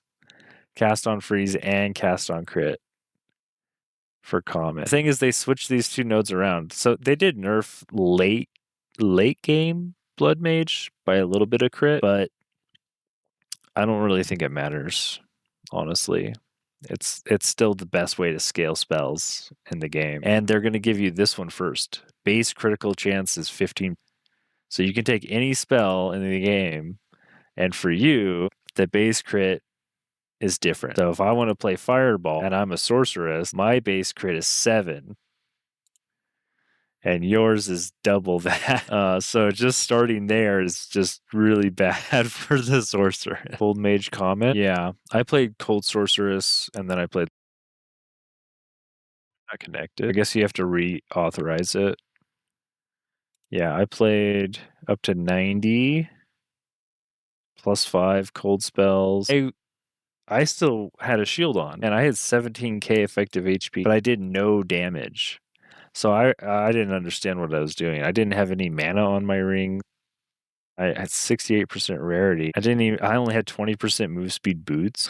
I had ingenuity, but I didn't know how to scale my damage. I took some crit, but not enough. I went into like the exposure over here. I went into increased damage, and then I had on swap. I had the sigil of power, and I had cast on freeze comet. I had temporal chain and hypothermia. I had 2 curses that I was manually casting. And you just need to go over. You just need to take all the crit. That's basically it. Oh yeah, dude. In 01, the breach mobs were like 3 times as many and 3 times as fast. So I couldn't do breach either. That's why I put the shield on, because I needed the block. I needed the 41% block chance so that I could get my effective hit points up a lot. Yeah, I mean, this stuff isn't even super good. This is like, I just got level 90 and quit. But I did a little bit better in 02. I got Tangle Tongue to drop, and this thing's almost max, plus 18% out of 20. And this one I actually did. I came over here and I took all the crit. And even with not good gear, yeah, like this is plus 2 to all projectile skills. That doesn't even... Does that work with Lightning Spear? I guess it does. 35% increased move speed boots I did get. And I was still using a shield. I only had 13k effective hit points, but I had way more damage. Right? 8k damage. Oh, what the heck? It just switched to 47. That was weird. It upgrade. Well, it just fetched an upgrade. I played this the other day. Maybe it needed to update. Yeah, 47k damage. It's not even... If you look at all the Amazons in standard Dawn of the Hunt playing Lightning Spear, 47k, I couldn't even find myself. This guy's got 10 mil. Yeah, I mean, my my gear is definitely not at 10 mil. This guy's got triple damage on each ring. You need that. And he's got increased attack speed and triple damage on his gloves and crit damage bonus. And you need a perfect sea glass spear. 3 cruel. Yeah, I mean, if you didn't get a Tangled Tongue to drop, it might it might have felt pretty bad. Yeah, this guy's super juice. +3 to all projectile skills. It's just these rings, man. You get these good rings to roll, and you get this is like a perfect sea glass spear. I mean, it's mirrored. Yeah, it's got plus 500 accuracy, increased fizz, plus crit chance. Yeah, it's cooked. This guy's deleting every screen in the game. And you could still play this. Like, they nerfed stuff, but this scaled to 10 million. You think they nerfed it enough to where it doesn't go down to 5 million? Oh no, my 5 million DPS. like it's fine. You could still play it.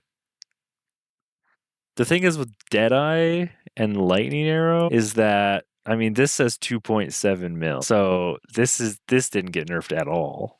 And you just do the same thing as everyone else. You come down here. This guy came over here and took coal and increased magnitude of non-damaging ailments you inflict with critical hits just means shock. Increased magnitude of shock, which is just % more damage. And then you come over here and you steal all the crit nodes. It's just the same thing. And then you look for, triple flat damage on your ring. And if you can duplicate it with Kalandra's Touch, you do that, or you just find another ring. +3 proj, critical hit chance, critical damage bonus, triple flat damage on the glove, lock it in at extra attack speed. Yeah, well, this guy corrupted for critical damage bonus. Is that what that is? He's got another implicit. So he's got 2 Takabas in here, and then he corrupted it for more. So he's got flat fizz, % increased fizz, accuracy, crit damage, right? So it's all crit scaling plus flat. Flat on the rings and gloves plus crit. Flat on the quiver, tons of crit. But they didn't nerf this right at all. So they actually potentially made it stronger. They nerfed crit across the board, though. They did. If you look at the patch notes, where is it? It's critical hit on the Amazon passive, and I think it was the runes, the Sea Glass Spear. They nerfed the Sea Glass Spear and the Gemini Bow. Wands and Foci, they nerfed the crit on the Wands Foci down to be more. Tangletongue is now half as much crit, basically. So my spear would be not 18% or 19%. It would be down here at like 7. So I mean, they nerfed. I would presume what they really need to do, like they did a lot of other stuff, but what they kind of really need to do is nerf the monk's tree. Because the monk's tree alone over here, if you just search on the right side of the tree, and there's a little bit on the warrior, and there's a little bit down here, but it's just a little too red over here, where you can take all these and easily go over here and take these and these and these and all these. This double diamond here and this little diamond here. Yeah, that's they're all super good. I guess even a lot of blood mages are coming down here into this warrior section and taking barbaric strength and vulgar method. You could also anoint these if you're playing something that doesn't want to come this way. Yeah, max the double diamond. Yeah, the double diamond here is just a little much. It's all crit. And there's a lot of other stuff on the tree. There's a lot of other ways to make a good character, but it doesn't scale. Like if you want attack speed to scale well, you need mana leech because you're making so many more attacks that you're burning all your mana. But they don't really have a great way to scale attack speed and mana leech. Like you could have, I don't even feel like the monk is the guy that would be the critical guy, honestly. I guess maybe the shadow is also going to be here. So they want all the crit for the shadow, for the daggers. That makes sense. And since they share the same part of the tree, but like shouldn't, I don't know, the Deadeye be like the attack speed character then? But they're all coming over here to steal the crit. I don't know. Yeah. If you build basically any attack speed at all, you run out of mana, or cast speed. If you build almost any cast speed either, you're running out of mana. Then again, like these guys can take mana on their rings or they have a bunch of other stuff to help with their mana as casters. They have all these other weird little nodes they can pick up. Arcane Surge, mana regen, Archmage builds can just stack mana mech.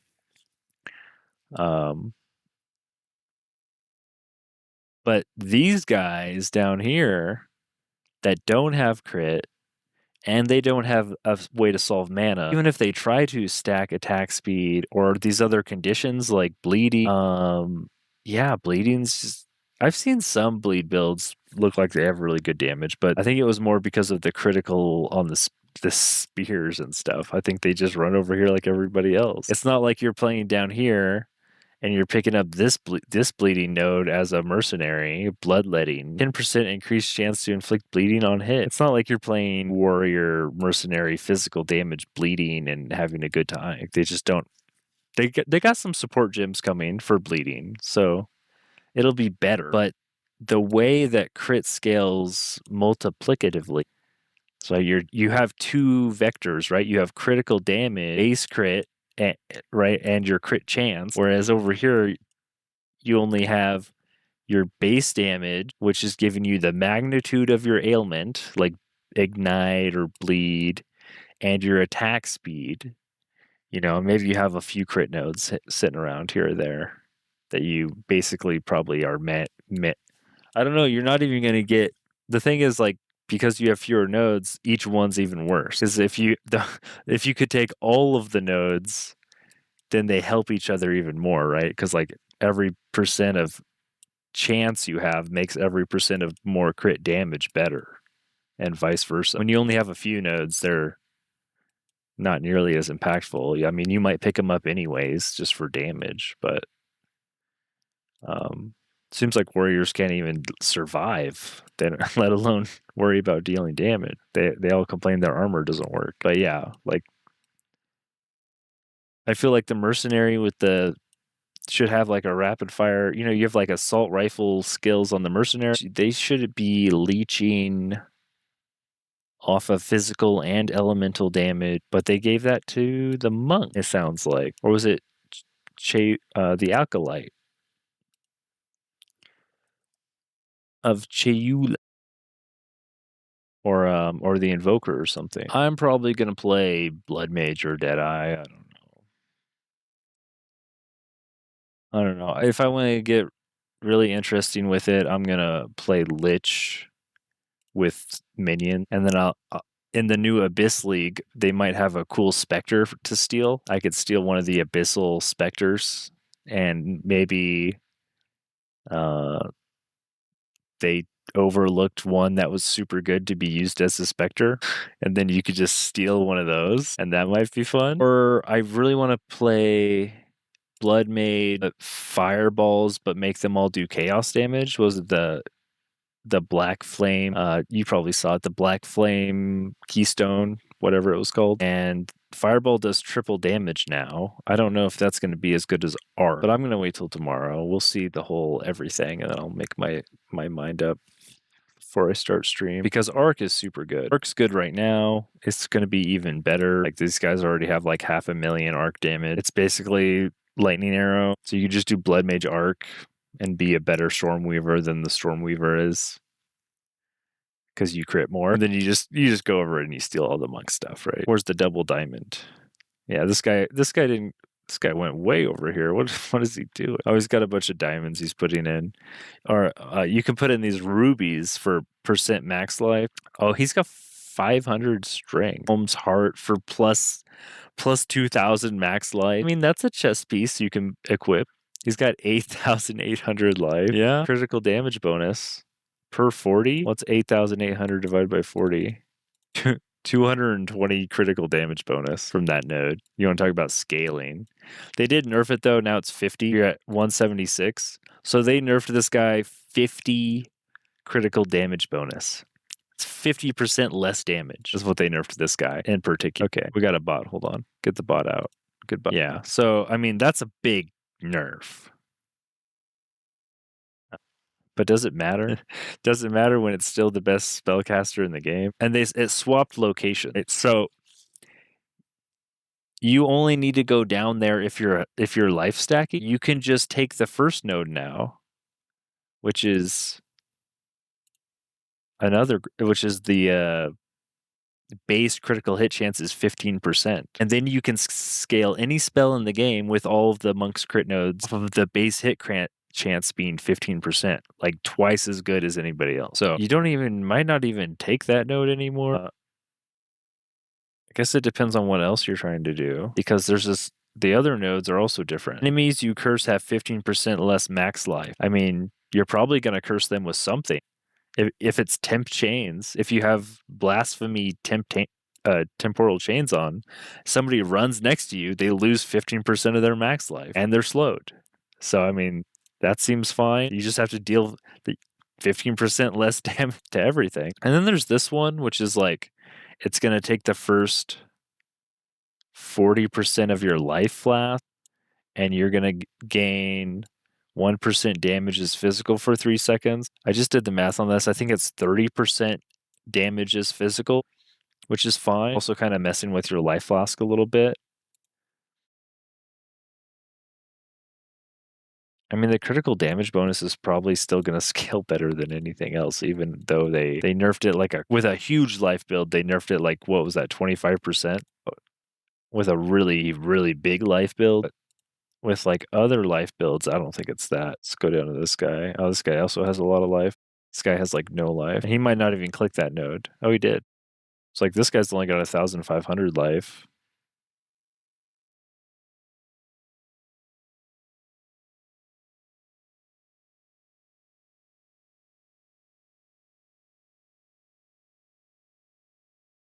So he was only getting 37% more damage, and they nerfed him 7.5%. That's still about 25%, isn't it? It's pretty close. But yeah, I mean, you're still not getting a better spellcaster. Like, just because you can scale crit, and the source, I mean, the Stormweaver to compete, like, you can do it. But like, you look at these guys, they're like 1 mil, 600,000, and then it goes down really fast to these guys who are at like 50K. Yeah. But like this Stormweaver, like this guy's going to be super juiced. Malagaro, so this sets your base critical damage bonus to 300%, which is why they use it, because they can't scale that critical damage bonus like the bloodmage can, so you use beat on them at all. And then this guy's got, plus, that's what, +7 to your lightning, gain damages lightning, increase spell damage, increase lightning damage, critical hit chance, cast speed, increase. This guy's going to run out of mana though. How much mana do you have? That's quite a bit of mana. I don't know why you want that much cast speed. You're probably going to run out of mana. But even this guy is coming over here and taking all the crit nodes. It also looks like he took a lot of extra energy shield nodes. Oh, and he took the mana regen here. Yeah, he's running out of mana. Just playing Archmage. Oh, he took exposure and Heart of the Storm. Interesting. Yeah, I guess he's doing enough damage. But yeah, this is like perfect. Like all of the gears like super perfect. And then you go down here to these guys with like 60k, and it's like good, but this has 30% reduced attributes on it, which is just dead. But I mean, 60k is fine. He's got Malagaros, but they're not corrupted double socket. You know, this is like more average and attainable. I mean, he's still doing content. Look, he's got the in-game unique jewels socketed. So even at 60k, like you're doing the content. Like the difference between this guy, these guys, and these guys are what, like a 15-second boss fight or like a 1-second boss fight. Like, at some point it's like not even, it's not even a thing. But yeah, I mean, I guess you could play Stormweaver. It just feels like everybody's more on the bloodmage crit train. I think either's probably fine from the looks of it. Nobody's talking about Sorceress Stormweaver anymore, but Deadeye's probably just crazy though, honestly. Even if you just go down to the Lightning Spear guys, and 10 million DPS, 2.7 million Lightning Spear, level 100, double Takaba, double Sirius. I think we already looked at this guy actually. Yeah. And this is exactly the same or better, except for the Takaba runes. Like what really did they nerf the Gemini bow? This guy doesn't even have a Gemini bow. He's just Just got a Warmonger bow. I guess he's just got way better rolls. That it was worth it. Corrupted for extra crit damn. Guy of a Gemini? No, this guy's on spear. This guy's a bow player.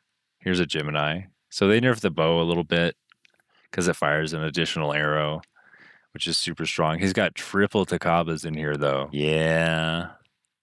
Double Syria. And then these guys also get to wear the Falconer's jacket for 5% increased move speed on top of Tailwind, which is like 10 increased move speed. I forget exactly how much Tailwind gives you as a Deadeye. Eventually, like everybody does enough damage that the only thing you're capped by is your movement speed. 3% per stack, maximum 10 stacks. So you're at 30% increased movement speed. No, that's skill speed. Yeah, it's 1% movement. 10% increased movement speed. Yeah. So you get another 10 over everybody else.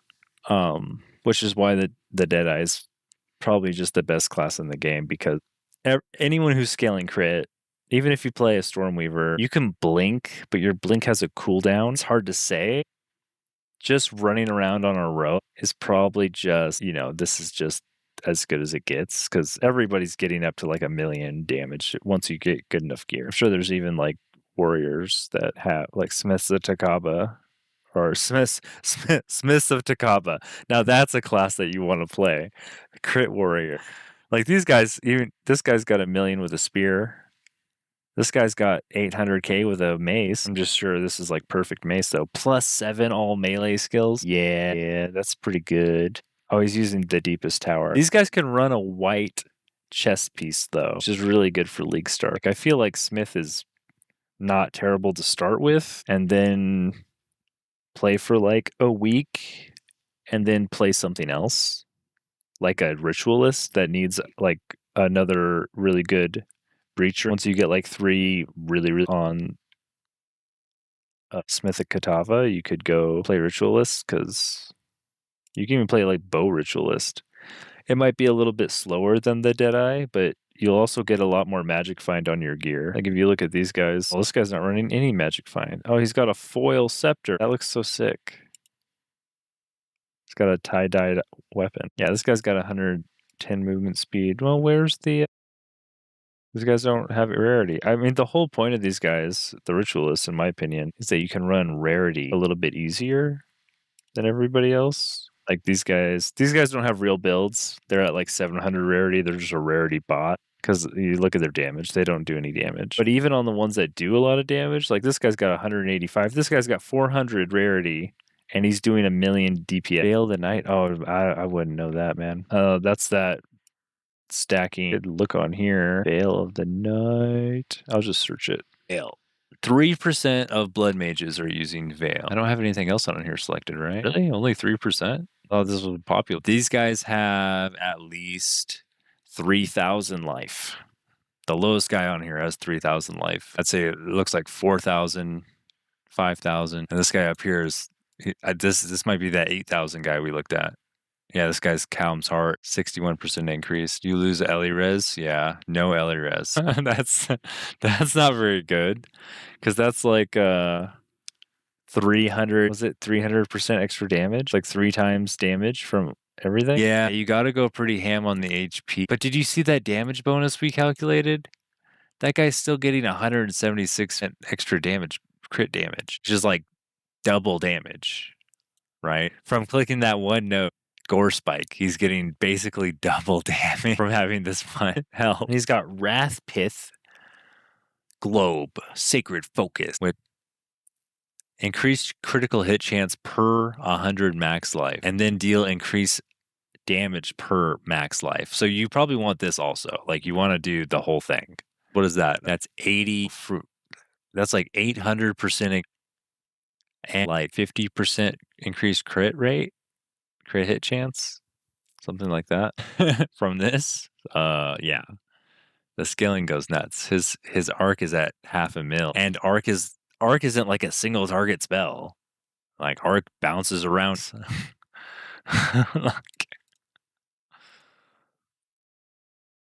So you're getting that DPS, and then it's also chaining 5 to 8 times. Chains bolts of light. So you're getting that on a whole group, which is why, like, I don't know, lightning is also OP. Critical's OP, lightning's OP. pick a lightning skill, pick a critical scaling vector like Deadeye Lightning Arrow crit or bloodmage arc crit, and call it a day, because you just know that those are going to be good. I guess. I mean, we'll see tomorrow, but like, there's nothing they can really do. I don't feel like, without massively changing the monk section to change the meta. You'd have to change.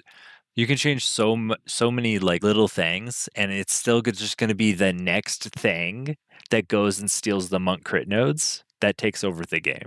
So like, unless you somehow nerf crit entirely, over here. Well, that's good. I mean, I feel like that's a way more fun way to play the game. It's not, you don't just have to play what's strong. That's why I'm thinking about just trying to steal a Spectre, like one of those abyssal mobs from the trailer, you know? So I'm sure one of those guys is going to be super annoying to fight, and he's going to shoot out like tons of projectiles or jump on you repeatedly or something. And then if you get one of those on your side, he just goes ham. They also buffed the Spectre gem. The spirit cost of specters has been adjusted so that the high costs are generally cheaper. The high costs are usually the bigger monsters, like the Triceratops in the Trials of Chaos. And some of the cheaper specters are now more costly. And these are like the terracotta soldiers, because like if you get one of those terracotta soldiers, they only cost 10 spirit per soldier. So you could get like 20 soldiers, which is pretty cool. But so they're going to raise those guys up a little bit. But they now do 25% more damage at all levels. Oh, and the Tame Beast. I mean, you could probably get like 50 of the soldiers if you really got a lot of spirit. You can get 500 spirit on a minion guy. So, but yeah, I mean, 25% more damage. Like this isn't like infinite crit scaling, but if you get a good enough Spectre, you can still play the game, you know, because you only need like, I don't know, 50k damage. You don't need a 10 mil, you know, but you can go up to 10 mil is the thing. So yeah, I mean, if it just depends if they have a really crazy Spectre out there, because there's like a handful of ones that people know are good. There's like the Vol guards. You see Vol. Dang, it doesn't come up. Guard. Oh, it's got a layout of the map. What the heck? The Vol Foundry with all the enemy. I didn't realize this was a page. I don't even know how to find some of these pages without going through the search function. They don't have like links. You just have to like random search, know what you're searching for. Vol City, Viper. No, this is like the boss. No, it's the Vol Factory. That's where these guys are. They don't have any links though. This is just this is the lizard boss, right? That's Coddle. No, he's a construct, huh?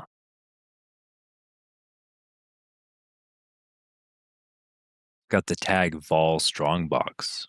I don't even know if I fought this guy, level 65. But yeah, anyways, you know, there's a handful of specters that are people know are good. They typically throw a bunch of projectiles. That's kind of what you want them to do. But they also made so minions don't have to go through the accuracy to hit roll. So like all of your archer minions, I think it was called the cultist archer. Yeah, this guy. He's got as Mary picture bow rain of spores. This is this is the chaos. Deals chaos damage per second, fires 2 arrows. Well, this creates like a puddle on the ground. There's arrows in the air that rain down, dealing damage, creating spore pods. So you can get a Spectre that does this, and then those spore pods deal chaos damage over time. But now, the actual base damage arrows they fire, they also do snipe, 150% more attack damage. Like these will always hit, always. They don't need any accuracy. So that's something to know. Or like the quill crabs, I guess is a better example because they shoot a lot. Projectile, quill crab, spike burst, or shrapnel. I don't know which one is which. Converts damage to cold. These guys will freeze because they're dealing cold damage. They'll chill and freeze, but they animation lays, base projectiles 1. This is just all of the stats. I guess it doesn't tell you how many. A projectile variation is 1,000. The spread radius is 13, so that's like the angle that it'll shoot. And they'll not offset is set to 1, so that's true. So they're just going to go in a straight line. These are just like the quill crab. Oh, here we go. Here's a picture from this. This guy he's got a bunch of them summoned up as specters. He's got 12 of them. is my power to wield. Yeah, so they kind of just do their thing. And it's really interesting that like you can have like minions are interesting to me because you can have different kinds of minions. But each minion gem you put in is taking up one of your 9 skill gem slots, and they're all fighting for your spirit.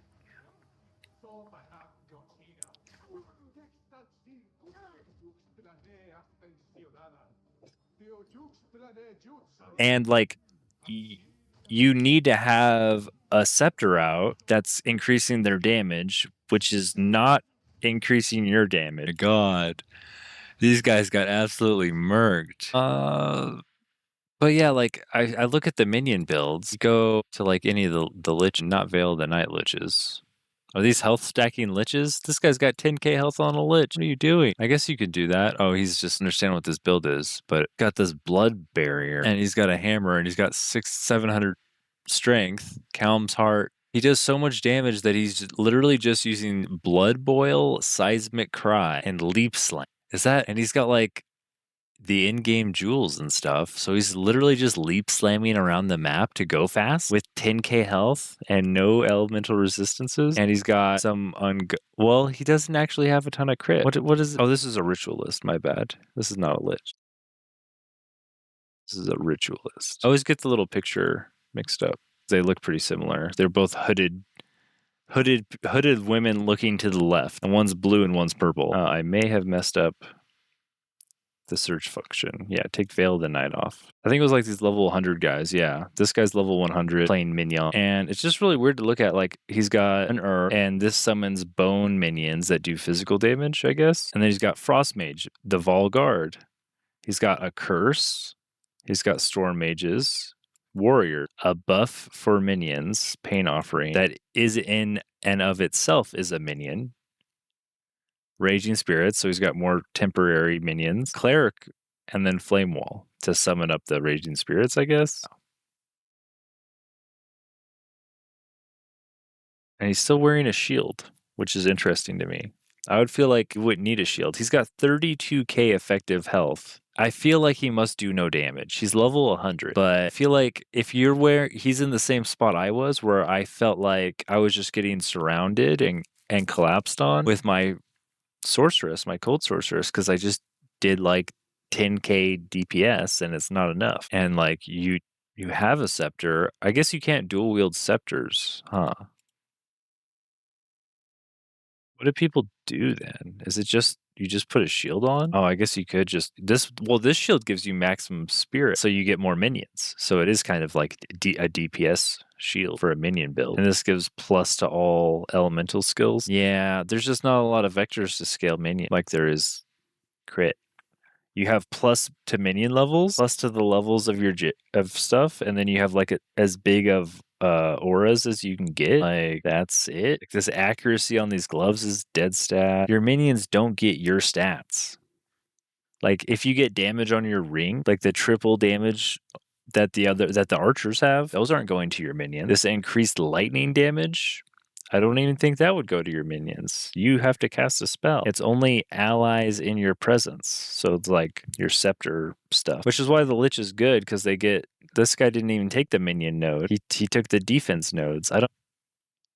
Like if you're playing this build and you're not taking the blackened heart and mana stacking, I don't know what you're doing. I feel like you have to do that, but I haven't played it. I guess maybe these guys just like they're like, no, man, you just deal no damage. Just try not to die out there, which is a really sad spot to be, because you could also play Lich and play like Essence Drain and get like really good damage. Just play Essence Drain with Despair and Blasphemy Temp Chain. All right, so this guy's using his spirit to slow down the enemy and blink and go fast. Go fast, make the enemy slow. Cast one curse to reduce their chaos resistance, and then kill them with chaos damage. Like this seems to be more scalable, right? Because this guy's running. Oh my god, he's got 46k effective. He's got 14,000 energy shield. This guy's a terrible example. He's loaded. Holy moly! How do you even get 14? Is it all your gem? 14,000 seems a little excessive. I mean, he's just got really good energy shield rolls on everything. Like, This is giving him 974, 254, 308. So he's at like 1500 base. Oh, and then he's got a little bit more from this. Oh, he's got 50% increased from his amulet. That's a big roll. But it's all on the tree? I don't believe it.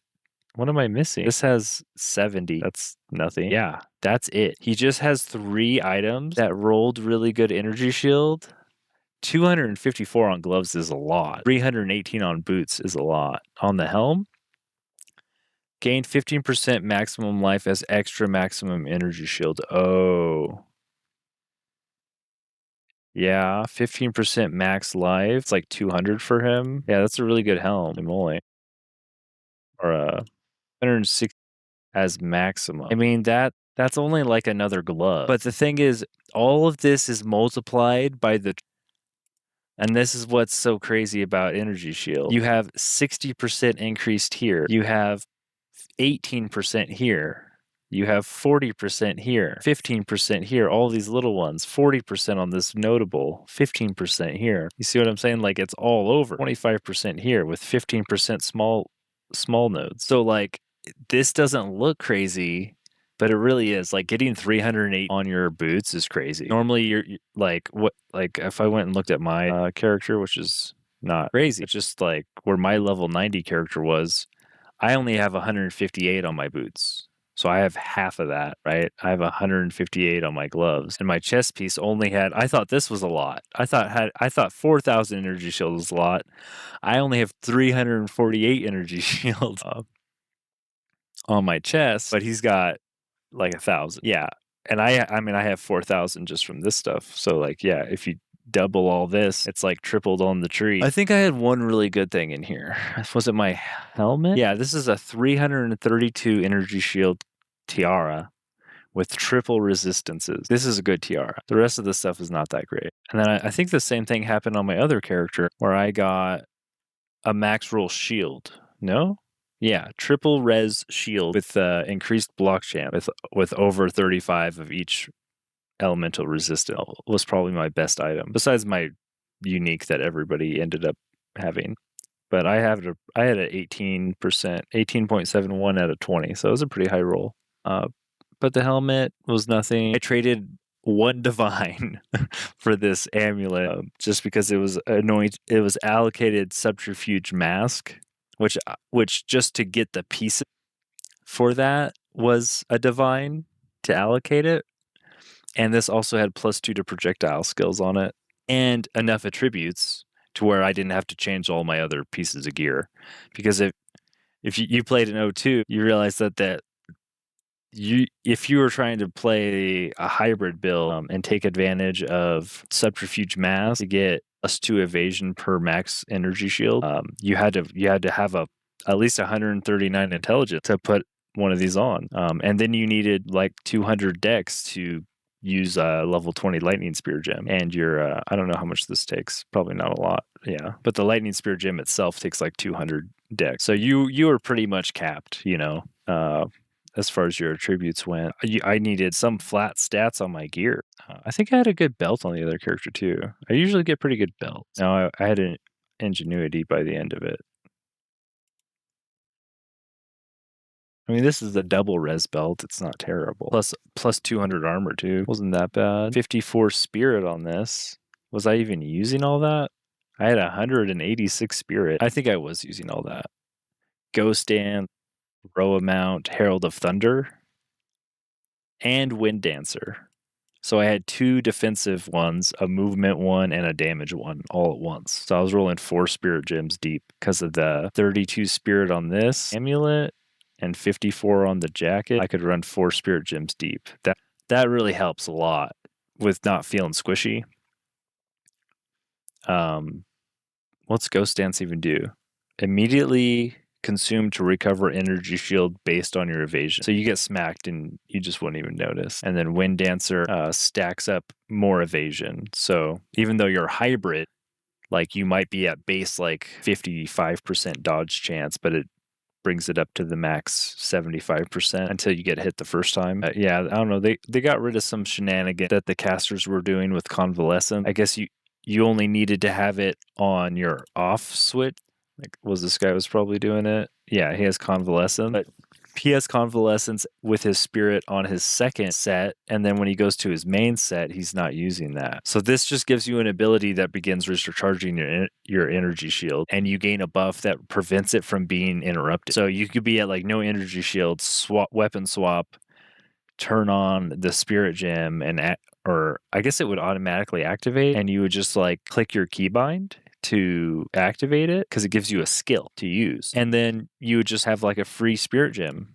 You didn't even need spirit for it. Like, this guy's only running 161. He can't equip Blink, Withering Presence, Convalescence, and Blasphemy all at once. So he's probably only got Blink and Convalescence on his offset, on his second set, and he's probably got Blasphemy and Withering on his main set, and then he's just swapping over to Blink. Now you can't do this. He couldn't run Blink or Convalescence probably with 180, 161. Yeah, no, that's just two things, right? Blasphemy and Withering is probably all you could get. It depends on how much they cost. I don't remember exactly. Blasphemy's taking 60 per curse. Okay, that's not that much. So you could run like three curses in here, but Convalescence is 30. And then the Withering Presence is 30. So 60, 120, 30. I guess he would need 180 to run them all. Yeah, so he could run 3 of them. So I guess he could probably have Blink on both, and then he just has Convalescence on his off switch. So it's just a freebie energy shield recharge that you wouldn't otherwise have, and now you don't unless you get more spirit. Oh, I broke the tool tips. He's got 50 on his neck. He's got none on his chest. But, this thing has 974 energy shield on it. It's probably the best one he could get with no spirit. Yeah, if you had spirit on this instead of, I don't know, intelligence, that'd probably put him over to where he could still use Convalescence with another 50 or 60 spirit or whatever it was. But yeah, it's expensive. Indeed. Yeah, I think I'm going to call it. I'm going to get rest. I'll be back on tomorrow. If you want to follow, we'll call it there. And we'll see. Do we play Arc Bloodmage? Do we play minions, even though we know we're going to hit the minion wall? I don't know. We'll see. We'll see tomorrow. I'll have a look at the tree. Have a good one.